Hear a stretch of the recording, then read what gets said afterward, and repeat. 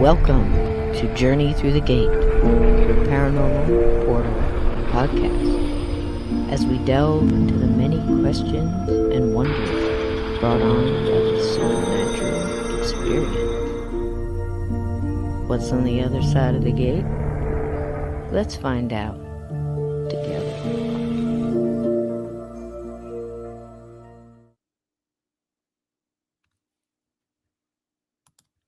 What is up, gatekeepers? Now, I'm telling you what, if that intro didn't make you laugh, didn't make you wag your tail and tap your foot and do a little boogie in your seat there. I hope if you're driving, it didn't run you off the road. Hello, everybody. How are you doing tonight? Welcome to Monday Madness. And I think it's going to be a mad world tonight. I just love you, Renice. Hello, everybody. Steve's in the chat. He's also dancing in his little hidden box here. God bless him. Just adorable. And we got Midnight Society and Waggy Tails have nothing scary to report. I have heard from Sir Ted. And Lindsay, hello, welcome. D-Rock, welcome. Glenn and everybody in here. I saw Vixen Doe. I saw and Edna. So many people are still streaming in. You guys, some of you guys were here early. It was like, wow. Sammy Jane, hello, love. I was like, man, I better start dropping some intro here. It's the only show that starts 20 more minutes before it starts. So figure that out. It's like taking a long way home to get to work. All right, let's bring this old rattlesnake. Let me see if I can beat the grass and get this old rattlesnake hissing up here tonight. I don't know. Should I? So I got a little wart in here. Maybe. Let's see what happens. I love this man so much. And I'll tell you what, he's often said the first time we talked on the phone, it was 7 hours. And yes, he did get a chance to talk, but somewhere in there. And, when you meet somebody like that, you just click. And I mean, you stick together through ups and downs and all kinds of turnarounds and upside downs and everything else, man. I'm telling you what, that's a friend. And he is my friend, Mr. Steve Stockton. Hey, how's it going, everybody? And that is true. Cisco, there was times she was my friend when I didn't have a friend. Well, we've seen some rough times together. Hadn't we, honey? And I mean, I'm telling you, held in there. We don't give up, and we just it's so amazing. I often tell people if you're going through hard times, and everybody does, whether it be mentally or physically or medically or life, and and sometimes it's all at once, you got to push through it. It's like a gauntlet, and when you get to the other side, you're just changed. It's like life is just callousing you up a little bit, but you come out. It's like we say here, enjoy the journey. I mean, even the rough stuff, you gotta do the best you can. Yeah, my dad used to tell me, if you fall in the river, you can swim against the current, or you can swim with it. You're going to end up in the same place, but the only difference is you're going to be tired if you fight it. Just go with the flow sometimes, learn from it, and move on. Oh, that's so true. Oh my gosh, that's so true. I mean, well, here's the thing. It's like, and this has nothing to do with tonight's subject. I'm not even sure if Steve and I know what tonight's subject is. There's a subject? I'm not sure. There may be more than one. But, it's like when you're going through it, you start adding on.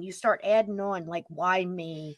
And, not again. And it can't get any worse. All the things I said are famous last words. It can't get any worse. And it's negative. It's just like, if you keep saying, okay, can't change that, can't fix that. I can do something about this. I can make my situation better, or I can, whatever you got to do, What's that even if it's one. serenity prayer? Now, I've never been an Yeah, alcoholic or a drug addict, but there's a truism in that. God bless me the ability to change the things I can, and the whatever to know the difference in God that. grant I me the don't know it. serenity. Yeah, I know because I've been both an addict and an alcoholic all my life. No, I have. I've had bouts with both. I ain't trying to be, but This here's the girl thing. used to be an addict. She still I is, just, but she used to be too. it's just I just change the things I'm addicted to. There you So go. that's a fact. So it's God grant me the serenity to accept the things I cannot change, to change the things I can, and the wisdom to know the difference. And By golly, you got it. You got there's it. the caveat I right was in there. close. I The was close. wisdom to know the difference. Wisdom, How do wisdom, you gain wisdom? By going through the bullshit. age and experience. Sometimes you got to go through hell to get to heaven. And sometimes the best experience to teach you the And most is the speaking of bad addiction, experience. I want to say hi to Miss Midnight I Society, bet it's the midnight. love of my life. There we go. I am Mr. Midnight Society, in case you hadn't noticed my subtitle there. Yeah, I see it. It just gets better and better and better. Love you, sweetheart.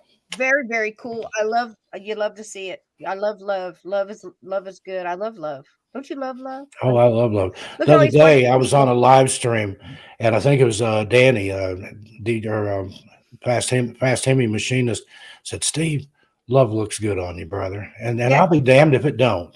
yeah, it does. I always think you're handsome. It's just my good friend.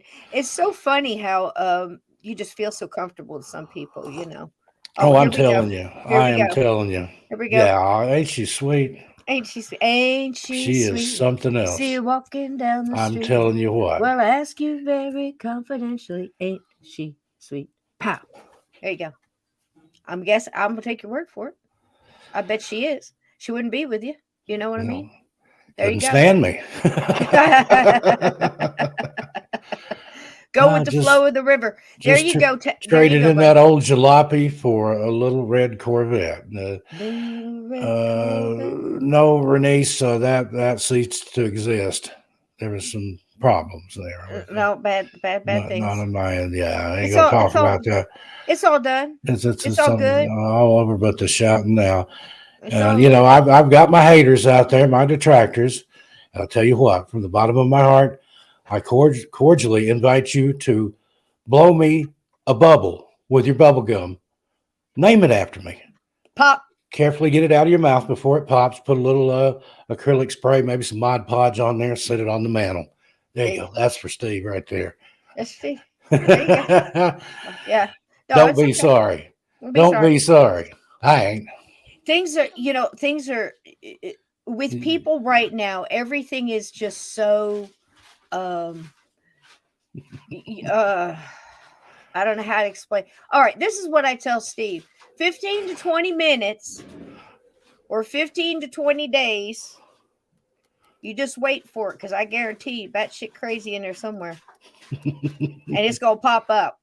You gotta go with people through a long stuff. You go through the high times, go through the low times, go through the mid range, go through the boring shit, go through all of that. See, that's what this whole go getting to know somebody and hanging with them, and it's not all movies and popcorn and steak and lobster dinners and all that kind of mess, because that's just an illusion. That's going, let's go experience the great things in life. No, go plow a field with them. Go, go sit in a hospital room with a sick child and see Amen. how that person Amen. is. Go to an elderly person that you care a lot about and care for them and see how they react then. Are they looking at their watch?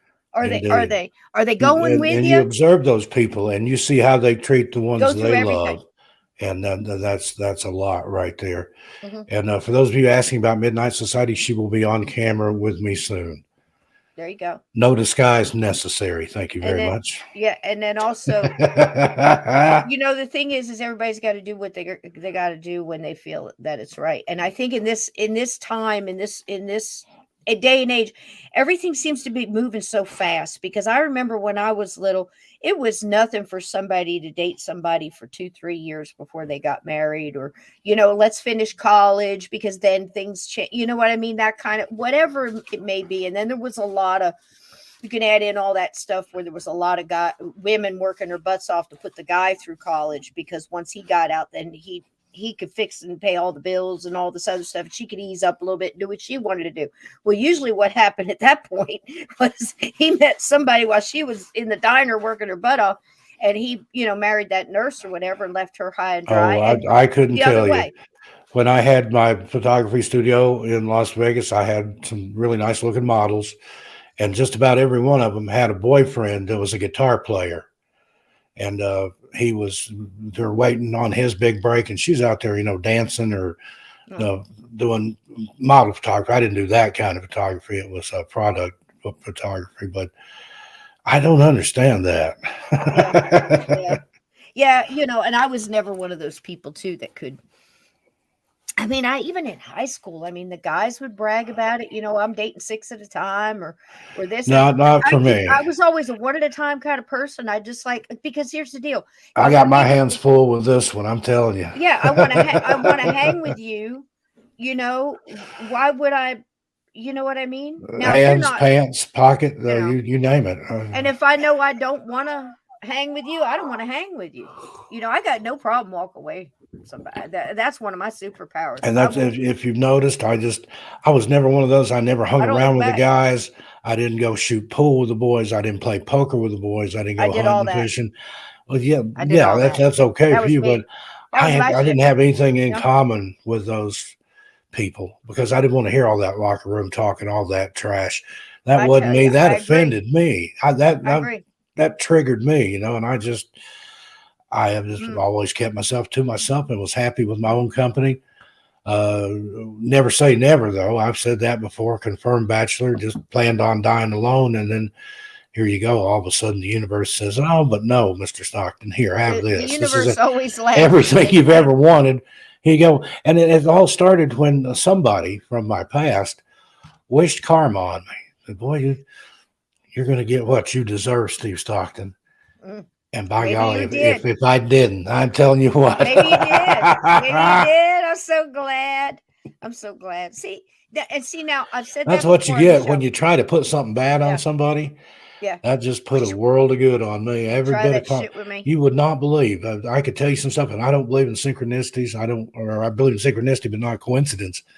I've had more good stuff happen since Midnight Society reached out to me and we started talking. She's been watching me for years, Mm. and just one day Stalker, got some gumption and stalker. messaged me, I'm joking. I'm joking, baby. and it just I don't know, kind of went from there. And I was kind of slow. I And didn't catch that's on okay. real quick. Things I had come in right questions, time. but Things come in right that's what times. we've decided. It's right time, right place. That's the Yeah. way it's supposed to happen. You're a different And person than you were last week. I'm a different I'm a person than different I was person than I was yesterday. this morning. Yeah. I'm a different And person true than I love, was last actual week. love will do that to you. What is the price of a virtuous woman? It is more than that of rubies. I'm paraphrasing there.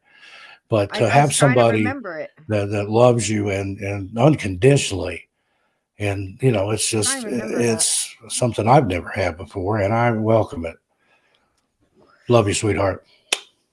There you go. And that's just it. When you have a friend, and this is a true friend. I mean, I think this is a great statement, and it's something you already know. But boy, when people put it, make you look at it because they put it in a different phrase. It's when you a real. What is a friend? A true friend is genuinely happy for you when something goes right, and not secretly wishing it was them or jealous or something else, right?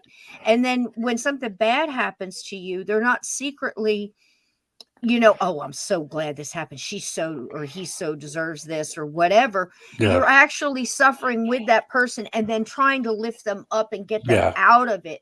Yeah, It's and not it's this. funny how somebody would try to wish bad karma on you and have just the opposite effect. I got exactly what I deserved, There and you it go. is about time. I hope so. I Yeah. hope so. So Yeah. hoisted on their own petard, as they say. There you go. There you go. Well, it's too. I think it's all about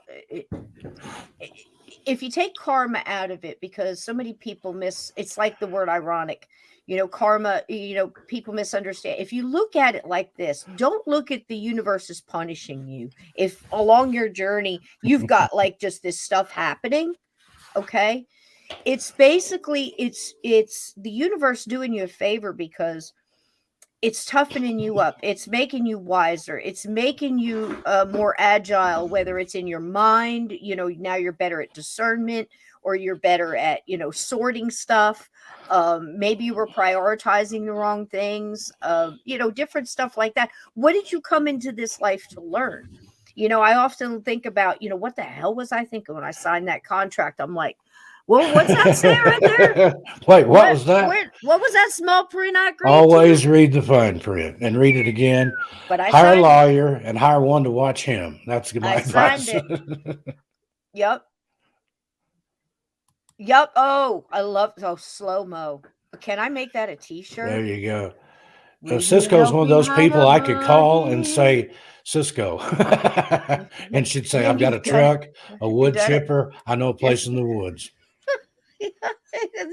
He's made those calls more than once, and he's one time. I swear this happened. It's like I don't know what time, because when Steve's involved in something, he forgets that we were like a 4 hour time, some kind of weird thing at one point. Anyhow, he calls me up, and I just answer right away because it's Steve. And he said the first words out of his mouth was, "I think I know where a body's at," and I'm like. And you know what my answer was? Did you accidentally trip over a curb and like fall on it, or what is it? Did you put the body there? Okay, wait a She's minute, like, Steve. I can help you hide it. Don't I worry. said, let me get a cigarette. I said, listen, he says, well, I got quiet for a second. I remember at one point he said, "What are you doing?" I said, "I'm taking inventory in my trunk. I still think I got some shovels and some lime in the back," or something like that, just to make him But laugh. it was a dream that I'd had. And Yeah, she and I, and through some other it was people, funny. we resolved that issue. And we've told that that's in the book too. Buy Cisco's book, the one that Oh we God, did together. You got a copy of it there, Cisco? right there. Mine's. It's the only one I got. This is my dog-eared copy. But there it is right Look there. at that. Look at That that is cover. That's that me, y'all. that's blood, sweat, and tears right there. You need to read Mm, that if you haven't. see Cisco that? did all the heavy lifting. I came along behind her and did the color commentary, if you will. And she didn't even want to see my part until Yep. I'd done every chapter. And I tried to rein myself in, because it was her book, her stories. I'm just there for comic relief, sometimes anecdotal stories. And I You did sent a it to great her, job. and I held my breath. I thought she's going to say, "No, you got to take this one out. You got to change that. You got to rewrite this. What the You f did a is great. this?" What the And fuck? she instead it was like, I didn't change a word. "Steve, this is perfect. I ain't changing a word." And I'm like, Nope. "Are you sure?" Yep. I didn't change a word, sweetheart. I And was looking. then the fun part was when we had to beat it to fit and paint it to match to get it in the PDF Oh format. shit, man. That was holy But crap. we And persevered, I and that's a spent book 5 days on font. she Steve was did. pulling his beard out. She had the. I didn't even have one at that. Yeah, I think I did too. That's why you're But I great. mean, even the chapter headings, they had to have one font. The quotes went in a different font. The body of the text was another font. The table of contents was a font. There you go. And it was beautiful. Even the little squiggles and squirrely curly cues and things. Each one. Look at the top. Look at the And we top. had some old guy that was going to help us. Whatever happened to him? He Oh, that probably passed son of a away, didn't bitch. God bless him. Oh my God in heaven. it? I think he So, had a crush on Cisco, but he helped a little uh, too much. We he couldn't still figure him does. out. He's a sweetie, but he was an officer, and that's not one of Cisco's 31 flavors. But anyway, just saying. So anyhow, We call him. What is he doing? What me does that and even Phil, mean? I'm What did he do telling that you. for? What is wrong with this guy, Cisco? Oh my God. Oh, so all And right, we wait a minute. finally I'm like, trying to okay, find thank you. out We got how it. far Thank back you. to go where they'll understand what's going on. Okay, me and Fullbird Colonels. Now I drove one around and that's unheard of for a PFC at the time to drive around. Now he had a captain with him, make no mistake, but the captain sat in the back. I was driving. Okay, that's why I had to get all kind of clearance and everything else. They interviewed my teachers and neighbors, and if you're in the military, you understand. So anyway, So I get this call once, and you're gonna love this. So just bear with me. Uh, I get a call from a CQ, and it's the OD Green phone rings. It's like the Bat Cave, and I have to jump outside. I get the car, stand outside. I'm all Slide down the bat pole, yeah, I'm all drive out of the square. cave. Yeah, I'm all squared. Yeah, I'm all squared away. And I get the car and I stand by the door, get ready to open the door when, everybody comes out. And a runner comes out and tells me, okay, well, he's not going to go to the airport with you. He wants you to go pick up this guy. So I pick up this guy. And it's a full bird colonel. I'm picking up a full bird colonel as PFC by myself. Okay. I hadn't got my my corporal stuff yet. So I kind of, all right, this guy, I pick him up and I got to take him to the airport. And I pull up and he's staying in the officer's guest housing. And it's early. I mean, I'm telling you guys, we do more before 5 a.m. So I'm out there and it's just starting to get light. And I'm looking, and there's this tall, really white guy. I mean, like almost glowing. He was just that's what stuck out to me. He was almost as white as the boxer shorts he was wearing. He was in his boxer shorts when you picked him up. Good old fashioned white boxer shorts. And he's wearing, and the only other thing he was wearing were the military dress shoes, the black socks, and he's actually wearing the sock suspenders that hold your socks up. I had an uncle that wore those sock garters like that. What in the world are you wearing? Sock garters. But when they had silk socks, they didn't have elastic. They were men of means. Some of my mother's brothers that were restaurateurs, they had silk socks, silk underwear too, I reckon. Hey, Tiger Lily, hey, Paradox. And they would wear those little sock garters to keep their socks pulled up. There's no elastic in a pair of silk socks. Yeah. So to me, I'm like, oh gosh, please don't let this be the guy. It's not the guy. And he's chipping golf balls on the front lawn in front of the officer guest housing, right? So oh please. So I pull up and I get out, and please understand, you're not. It's not normal. You're in the military, so there's certain things you can and must do. You've got your your SOP going down, and I'm thinking, gosh, please don't let it. So I'm not even acknowledging I even see this guy, and I just go up to the door, get ready to knock on the door, and then I hear behind me, I'm over here. Oh shit. So he goes in, and I'm trying to, I'm like at ease, I'm like, oh geez, I don't even want to go in the place. I'm standing outside the door. I said, sir, I'll stand outside the door. We have to get you to the airport, yada yada. So anyway, he gets dressed, and the whole reason for him doing that is he didn't want to get his uniform wrinkled. Chipping golf balls at like 4:30 in the morning on the front lawn. Yeah, I've been to those black tie and tux events before. You don't want to break the crease in your trousers. Right. You don't. Once you get those on, you don't sit down. Yeah, until it's crazy. So I get him in the car, and we're driving, and I'm talking. I'm so like trying to just be a soldier. And he's talking to me, and we're getting through. He goes, gosh, you look familiar, your last name. And, and he's Murdoch. I fought with a Mad Dog Murdoch. I'm like, no.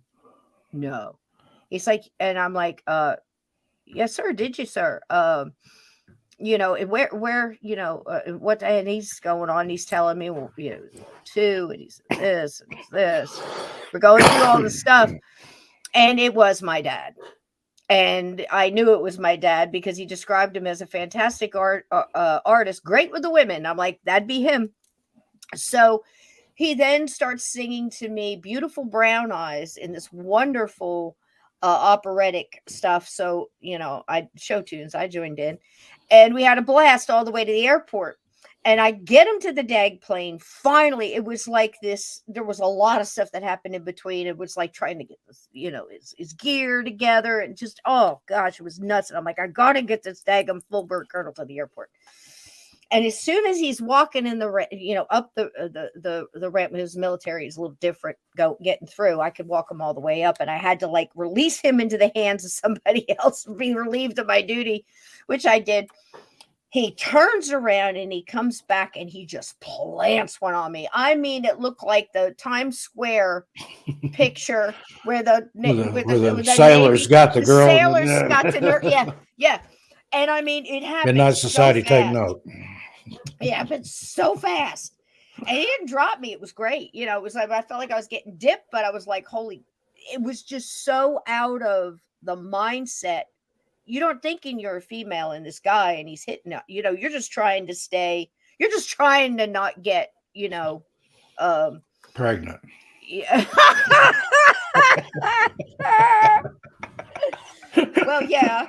That too. But get a gig, you know, it's like this guy could, you know, have me in Leavenworth by noon. You know what I mean? So no joke, he's a full bird. Yeah, So he that's a played, good and incentive there then to the play along. son of a bitch stands me back up, and I'm just like, I'm not moving. I'm locking everything because I want to hit him, You're still standing at and I'm like, attention. don't hit him. Don't hit. All I can just like, don't hit him. Don't hit him. Don't hit him. It's almost over. It's almost over. Get out of here. Get out of here. Get out of here. And then he just picks up his gear and his suitcase and he just walks on.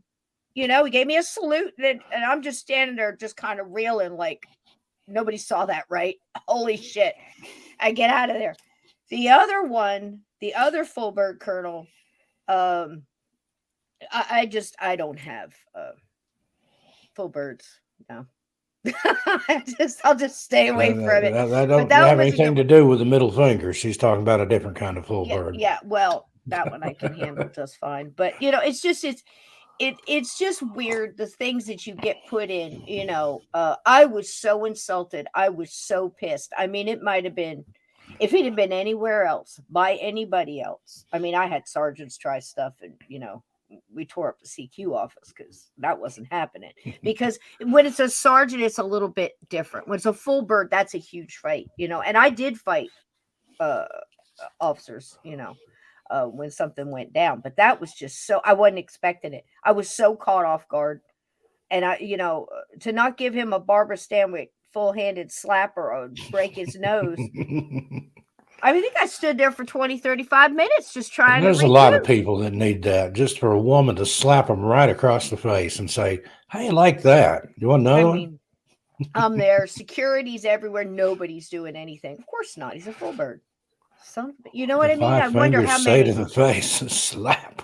If it had been in a room like a closed room and he pulled, I can tell you right that I've gone over desks over stuff like that, you know, and it wasn't just for me, it was for other people. But I was just so caught off. It's so out of the blue. Yeah, I mean, you might as well just smack me in the face with a wet fish. I mean, I was just, you know, it was weird. Yeah. But officers and people that don't, you know, think that they can get away with stuff. I'm sure everybody's dealt with bosses and, you know, anybody, you Oh, I'm know. telling you. You ever told a joke so good that HR wants to hear it?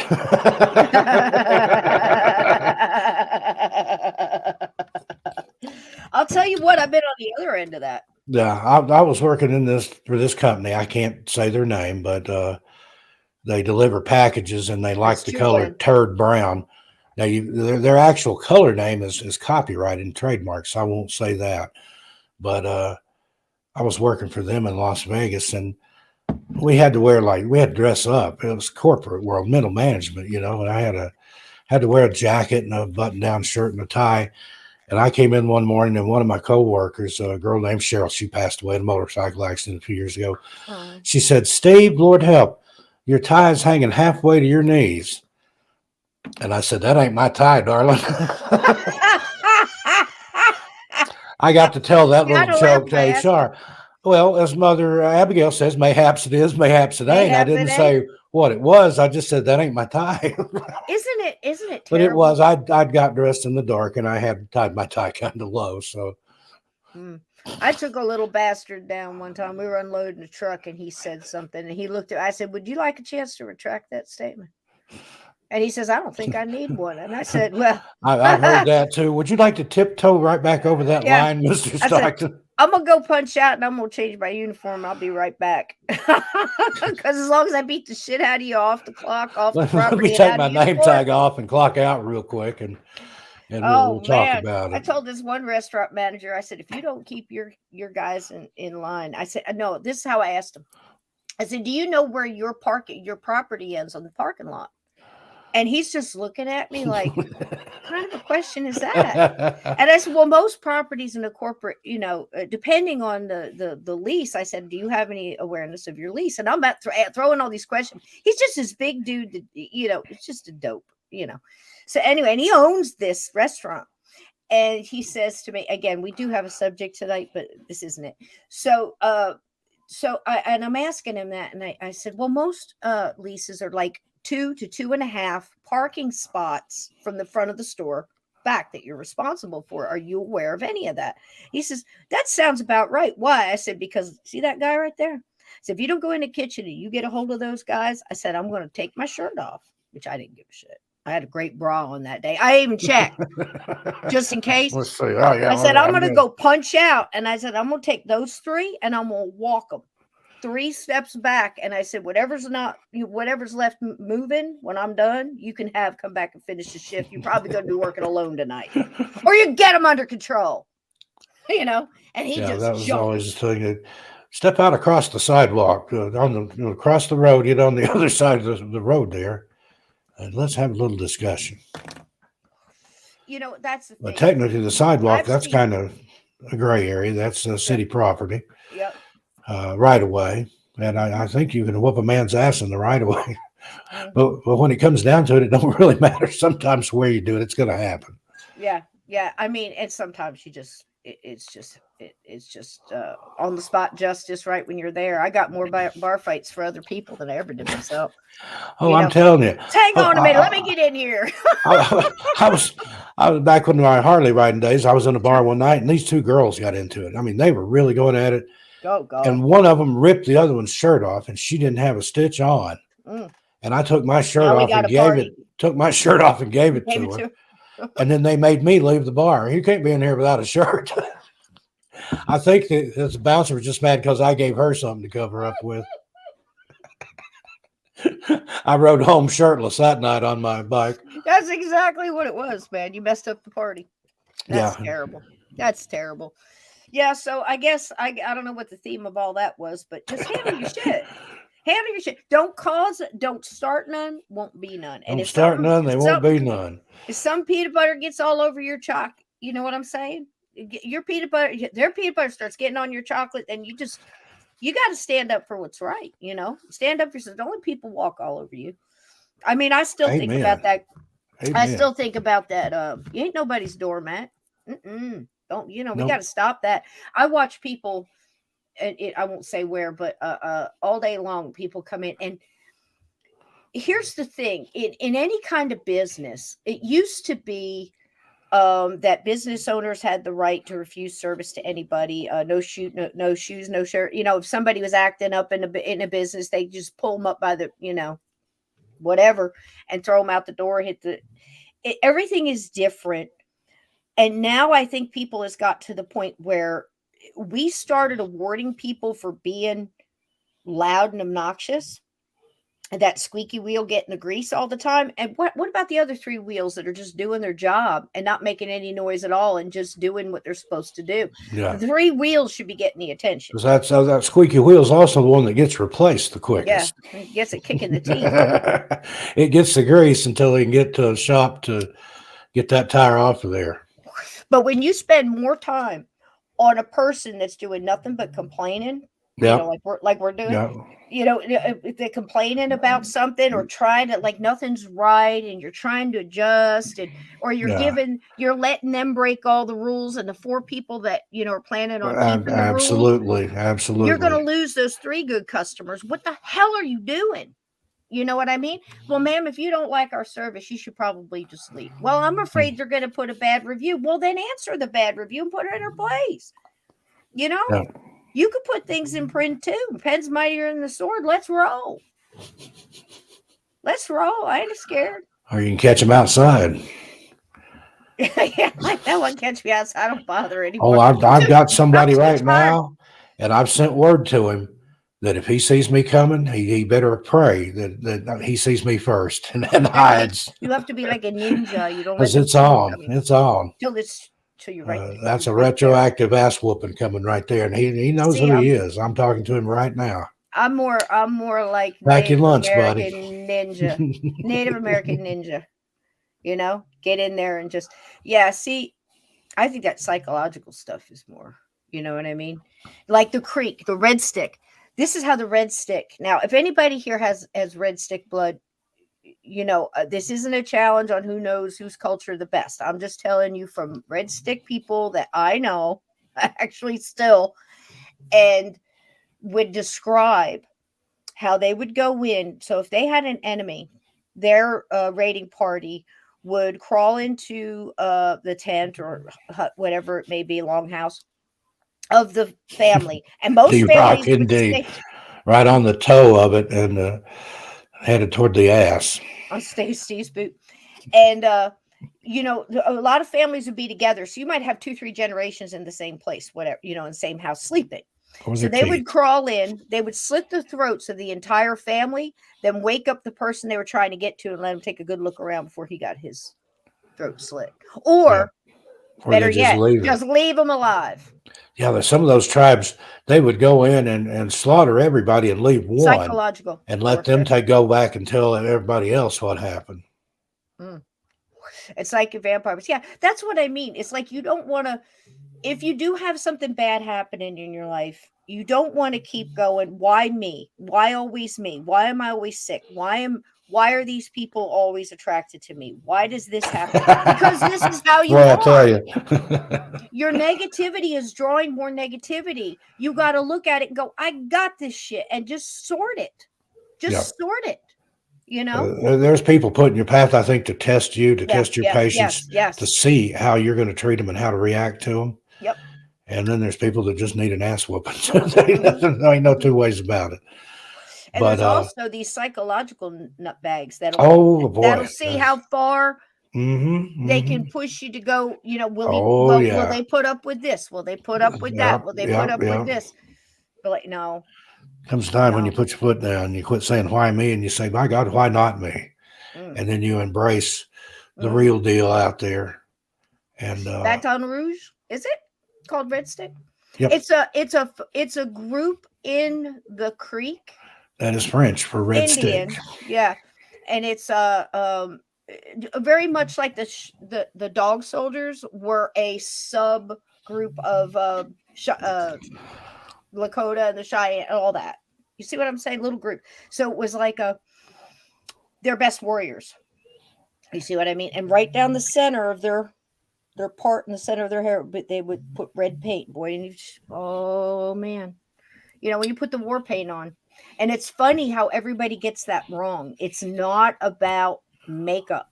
Like I don't know how many times I think that was a thing back in like the 50s or 60s. Guys said she's in there putting her war paint on, doing your face, painting your barn, doing whatever.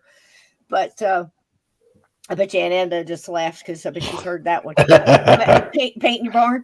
So, but that's not what it is. As they're doing that, it's a ritual. You're pulling that shadow person out that has to go and do this task that your normal, regular, everyday person wouldn't do. They separate those tasks. They separate being a husband and a father, or a mother and a sister, or whatever. Um, and they become that warrior, that what that killer that they need to become. You know, so it's pretty. Hey, Tuber Chat, how you doing? Thank you for that.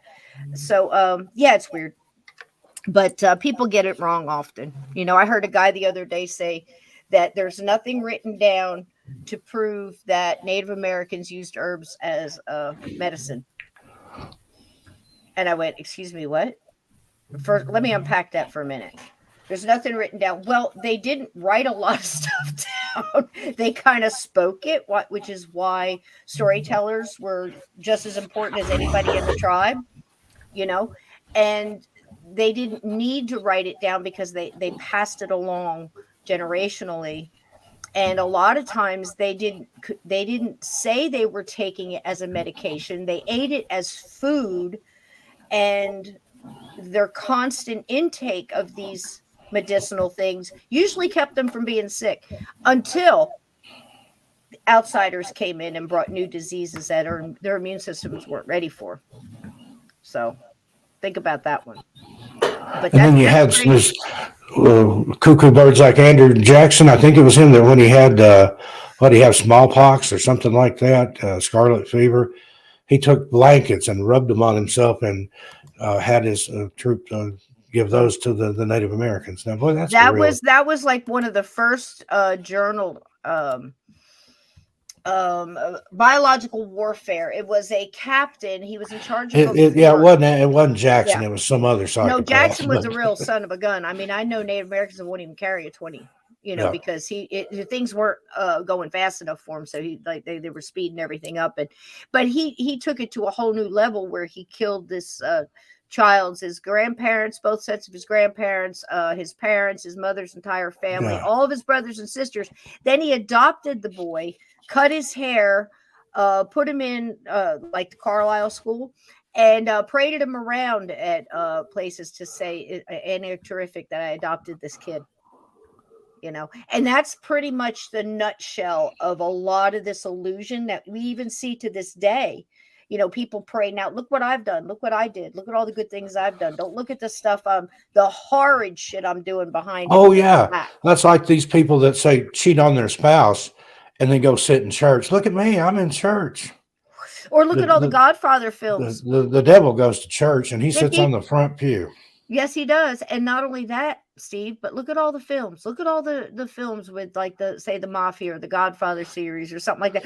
Beat the hell out of a guy with a baseball bat in the basement and then go christen a baby and go to mass. I don't get it. I'm telling you, yeah, just you just I don't. they live that life though. That's Yeah, just how it yeah, is. yeah, yeah, And yeah. you I think it's crossers different. and double crossers, and it's not personal, it's business. They'll Yeah. tell you that before they See, kill you. Ain't see. nothing personal, but I got to do Yeah, this. that's what I'm saying, Anna, and it's true. And I mean, I've stood at banks and said, give me 2 10s. speaking of dollar bills, Uh Midnight oh. Society and I were looking at a dollar bill today. That I have Providence on the back there. I'm not going to try to pronounce the Latin, but it translates to "He has smiled on our undertaking," and then underneath a new order. Mm-hmm. Yep, a new order. And I mean, there's a lot of stuff in This there. is The owl is in destiny. there. There's all kind of stuff in that thing. Yeah, I've sat there and looked at all that stuff, and there's so much. I mean, there's so much symbolism and stuff throughout. But um, right now, what is going on? Who is that? Is that dogs in your end? Neighbor's dog? I hear it, but I don't. It's Is it neighbor Mulder's dog? question. Yeah, the guys over here, Sounds far off, like hound Dina dogs. Navajo couple, they've got some dogs. They have a sheep farm, Oh, and okay. they have. I think their dogs get excited sometimes. I heard it. I wasn't sure which end it was on, so I'm Okay. smiling at both ends. Smiling on both ends. All three, Yep, maybe. that's true. There you go. There you go. Yeah, we heard Mulder too. Hey, Yeah, Mulder. Mulder put a little. He's already gone back to sleep. He's like, So, ah. all right. So tonight, what we thought. Now, Steve sent me a bunch of since we were doing Ouija. He was looking through. Where's your wrench? Where is your wrench, Kathy? Where'd you Wonderland. leave it? Yeah, where'd you leave it? Where'd you leave it? Something I want to tell my mods too. Keep an eye out Yeah, for people that are, if there's bouncers may anybody be being necessary. mean or anything like that. But this is what I want you to do.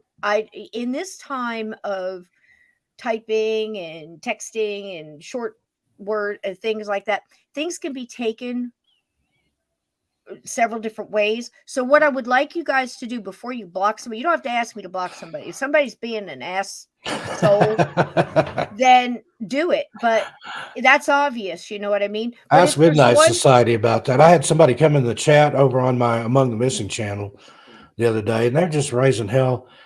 And she put that guy in timeout for like, what was it, like 100 times or something like that, oh yeah, no, sweetheart? we're not doing that. We're not doing Well, that. she whooped his ass, and Yeah. No, all I want you to do is ask them, can you rephrase that? Or ain't what do no you point. mean by that? And that way we're sure that they're being an asshole and they want to be and they meant to be and get Yeah, them out of here. And Okay, does that make sense, mods? then it's the 10,000-pound shit hammer lifetime ban. And if they don't listen to you, just get my attention. I guarantee they'll listen to me. You know, I mean, it's this is I've watched people do that to people that are alive, and I mean, what kind of life? You know what I mean? Yeah, I'm trying to do the live stream, and somebody's in the What kind of chat life you? hollering and showing their butt. Hmm. And it was Yeah, you do, somebody sweetheart. that's not as what they appear to be anyway. I'll You just got it, leave it Aunt at Edna. that. But Aunt Edna's good too. Ted Hmm. Branston's good. Yeah. They just don't take no shit. You got that Thank you, wrench guys. for a reason. Yeah, and I mean, Most because of you. sometimes I won't see it. We got Steve and I got a couple shows coming up, and we're not going to tell you what. We're keeping it a secret. And Steve's real good at that. And because like he's had some things come up on his, and he's like, we got something planned, and this is coming. Every one of them's been fantastic. Steve, tell again all your different channels and what you got going on. Well, Among the Missing right now, that's my big channel. That's where I'm doing my own missing person stuff. I'm autonomous over there. Just past, it's over 58,000 subscribers. Headed toward the top. I had a video the other day that went viral. Deadliest national parks. It's Exactly. within just a short amount of time. Over Exactly. 50,000 views. A breakout video, and then I've also got. So of course, 13 past midnight. That's still there. It's being redone. All the LibriVox and all the BBC recordings, things like that. Those are going to another channel. 13 past midnight's going to be all original content and interviews, and then all the other stuff that the people like to listen to, the 8-hour audio books and stuff. Midnight Society and I have a channel called Insomniac Radio Theater, and that's all going over there. And we've already got over 560 something subscribers there, hours and hours worth of content. Got True Crime Breakdown. That's still in its infancy. There's actually no content up over there right now, but I premiered the video, the first video. The place to see it right now is on Among the Missing. I did a really great video about Israel Keys. Had Mr. E join me for the clinical That was piece so of good. that. That was good. He's licensed, he's professional at what he does, and he peeked under the hood of Israel Keys. And boy, you talk about just an evil person, no empathy, no soul. Whatever he did, he could justify it. I know people like that, and that ain't a good look. No, it's not. We're But really raising a lot of and then broken I've got people. Saucer Cult. That's the pre-abduction era stuff. So when it was fun. There you go. Thank you, Slow Motion. There you And go. got some other things in the works. Midnight Society and I are doing a podcast together. We're writing a book series. Wow. And then That's an on undertaking. Tuesday nights, I'm over on First Floor Audio with Lee G. He's officially deemed his me his sidekick and little buddy. So I go over there and get to have fun. And I've got a couple of You other need a channels link in the chain. works. You need I'm a in, link tree. A link yeah, tree. yeah. I'm Yeah. just telling Midnight Society I'm going to Yeah. do that. We've got an Etsy store that we're running together. We've got all kinds of Hey, stuff there's going. Susan. There's Susan Woodcarver. I was Hi, worried about her. I darling. hadn't heard from her the other Bring day, it up here. Bring it and up I here. just want to shout her out. Look at Look at that. that. Isn't that Look beautiful? at that. She carved that for me. And the spirit that was in the wood told her how it looked, how it wanted to look. It's got crystals on it. It's even got a rune of protection Isn't that for me wonderful? back there to keep all the hateful ass people away, and it's working divinely. There you go. And there's I can't read that in the light here.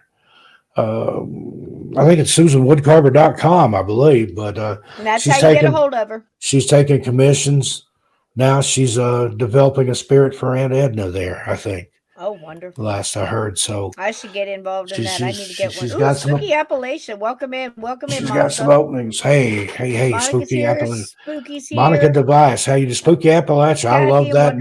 Wonderland. I got to check that out if you do indeed have a channel. I hope so. We got a whole bunch of people coming in. So, first of all, welcome to the chat. This is the best chat on the inner tubes. And Cleanest restrooms, best if drink somebody prices. slings bacon at you, they're not trying to feed you; they're trying to give you love. Because around here, bacon means love. So you might see a lot of bacon. And we've kind of rethought that. Midnight Society and I've been throwing eggplants at each other. Oh, nice. Kind of a kosher, vegan based thing. She loves my eggplant parmesan. There you go. And so if you see some eggplants in the chat, it's Eggplants and bacon. eggplant is the new We ever get bacon. together? Oh gosh. Oh gosh. Well, it's bacon here, so if you're getting slung bacon, you're getting hit with love, everybody. So we love you right on back. So tonight, what Steve did was Steve had a connection, and he pulled up a lot of Ouija board stories from way back in the day, and I Back was in the shocked to see 20s. how many. And it was Yeah, actually some of those we had talked about. I've got newspapers.com for the book that Midnight Society and I are doing. I've been going back through some old newspapers there. And I thought the other night after that show, I'll just run Ouija through there and see. let's And you see. would not believe some of the stuff that I found. It is amazing. The amazing amount. Now, some of them, about half, when I blew them up or got them even on the cards like this, it was hard to read them, so I couldn't use them all. But I put some of them up here anyway, so you could see the art on it and Yeah, everything. I don't think you This can. one, We were going to read them I to you, can't but read the story. I don't think we can Yeah, read that. But you can read the I pulled up. headlines I pulled up some other ones and that you some of the can ads. definitely Oh read. my God, I want to Oh go back. gosh, I want it to go was back fun. 100 years. It was fun. But this one was the whole as you can see in the headline, two brothers are at odds over the Ouija board patents. That actually happened, and we touched briefly on that. That it went back and forth. There was a huge fight. It lasted for quite a while until, of course, the one that had the most money can hang the longest, pretty much won. And it was a pretty dirty fight, and there was a lot of. But man, that happened with patents back then, didn't it, Steve? I Oh mean, with yeah. Well, Edison and and you think about it, all fights are everybody. supposed to be dirty Yeah. because there's no such thing as a fair fight. There you go. But this was But big, yeah. yeah, Edison, that's the reason Hollywood exists Mhm. because he tried to patent like the whole entire motion picture process. Mhm. If you had a motion picture that you were doing, you had to buy his cameras and use his film and do all this. Well, people are like, oh hell no! So they started, made the thing up themselves, copied it, and he was going after him. So they're like, we'll just go to California and he won't know what we're doing. So that's exactly why the movie industry ended up in an orange grove that was later a subdivision called Hollywood Land. They dropped the land, Hollywood. That was Thomas Edison. You can thank for it, but it's because he was an asshole. Mm. I'm looking at this and I love the sentiment. This is from Susan. Oh, I love you both, Steven Cisco. We love you right back. Love you too, Just Susan. finished Aunt Edna's Wood Spirit. Mailed it out this morning. Love you all. Do you guys think I should change my name to Paranormal Wood Carver? If you're serious about that, I would say I like Wood Carver better because Spirit that's what you carver, do. spirit Spirit wood Carver, carver, spirit you wood know, carver. Spirit Wood Carver. Because it's Uh, not who she is; it's what she does. That's who Wood she is Carver too. Spirit. But Yeah, yeah, absolutely. and she, like Absolutely. I said, she can take a piece of wood and it And tells slow. her Ooh, what to bacon carve biscuits. away to make it like that. The wood spoke to her. That wasn't her there. That was she was the vessel. She was the Yeah, through which whatever's out there worked and did this because it it's wanted gorgeous. out. And then Isn't that nice? look at the Look detail at the on that. detail. It's beautiful. I love And how then she it's does the got eyes. moss and got the crystals for protection on there. And Susan, That's this thing's works like a charm. Since I've received this, I've had I nothing, love it. nothing but the best of fortune. I'm There telling you. you go. How nice is I that? have never been happier in my entire life. This is, you couldn't get a better Yelp or whatever you want to call it review. Isn't it funny how we Steve change names to Stockton match? endorsed. Now, this was another one. I can't read it, but it was a Ouija message features spook tea. Do you remember being able to read this and seeing what the spook tea was, Steve? I do, and I did, but I forgot. Mm. It It's was, it was it weird. It was was, like they were telling them to it was, drink. yeah. There was a certain tea, and I think it kind of read into the whole tea leaf reading thing. My grandmother Okay. did that. But she also read coffee grounds and things, but a lot of times they were for a card reading and stuff. There's a tea ceremony.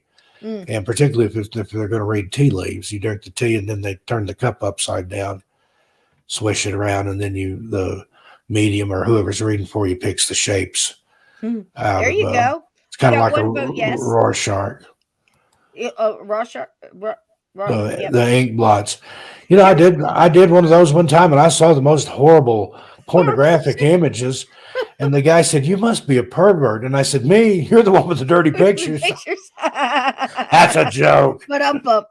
But up up. I'll be here all week, folks. So Have you don't been forget to using a tip your Ouija board? waitress. Because it says constant use of Ouija board drives 7 people totally insane. It wasn't a Girl, Ouija board what drove me insane. I know.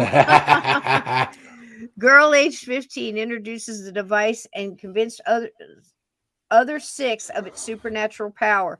It says here it happened in Martinez, California, March 4th, and I can't see what year this was. I tried to pull the years on the ones I could, but under observation in the insane ward here today are 7 persons who the police say were driven insane by constant use of the Ouija board. Among the usual charges against them are they held seances 24 hours long. Oh gosh, that they burned seven hundred That, dollars in currency to drive away evil spirits. They burnt $700. Can you imagine? but I bet you $1 that the currency didn't actually get burnt.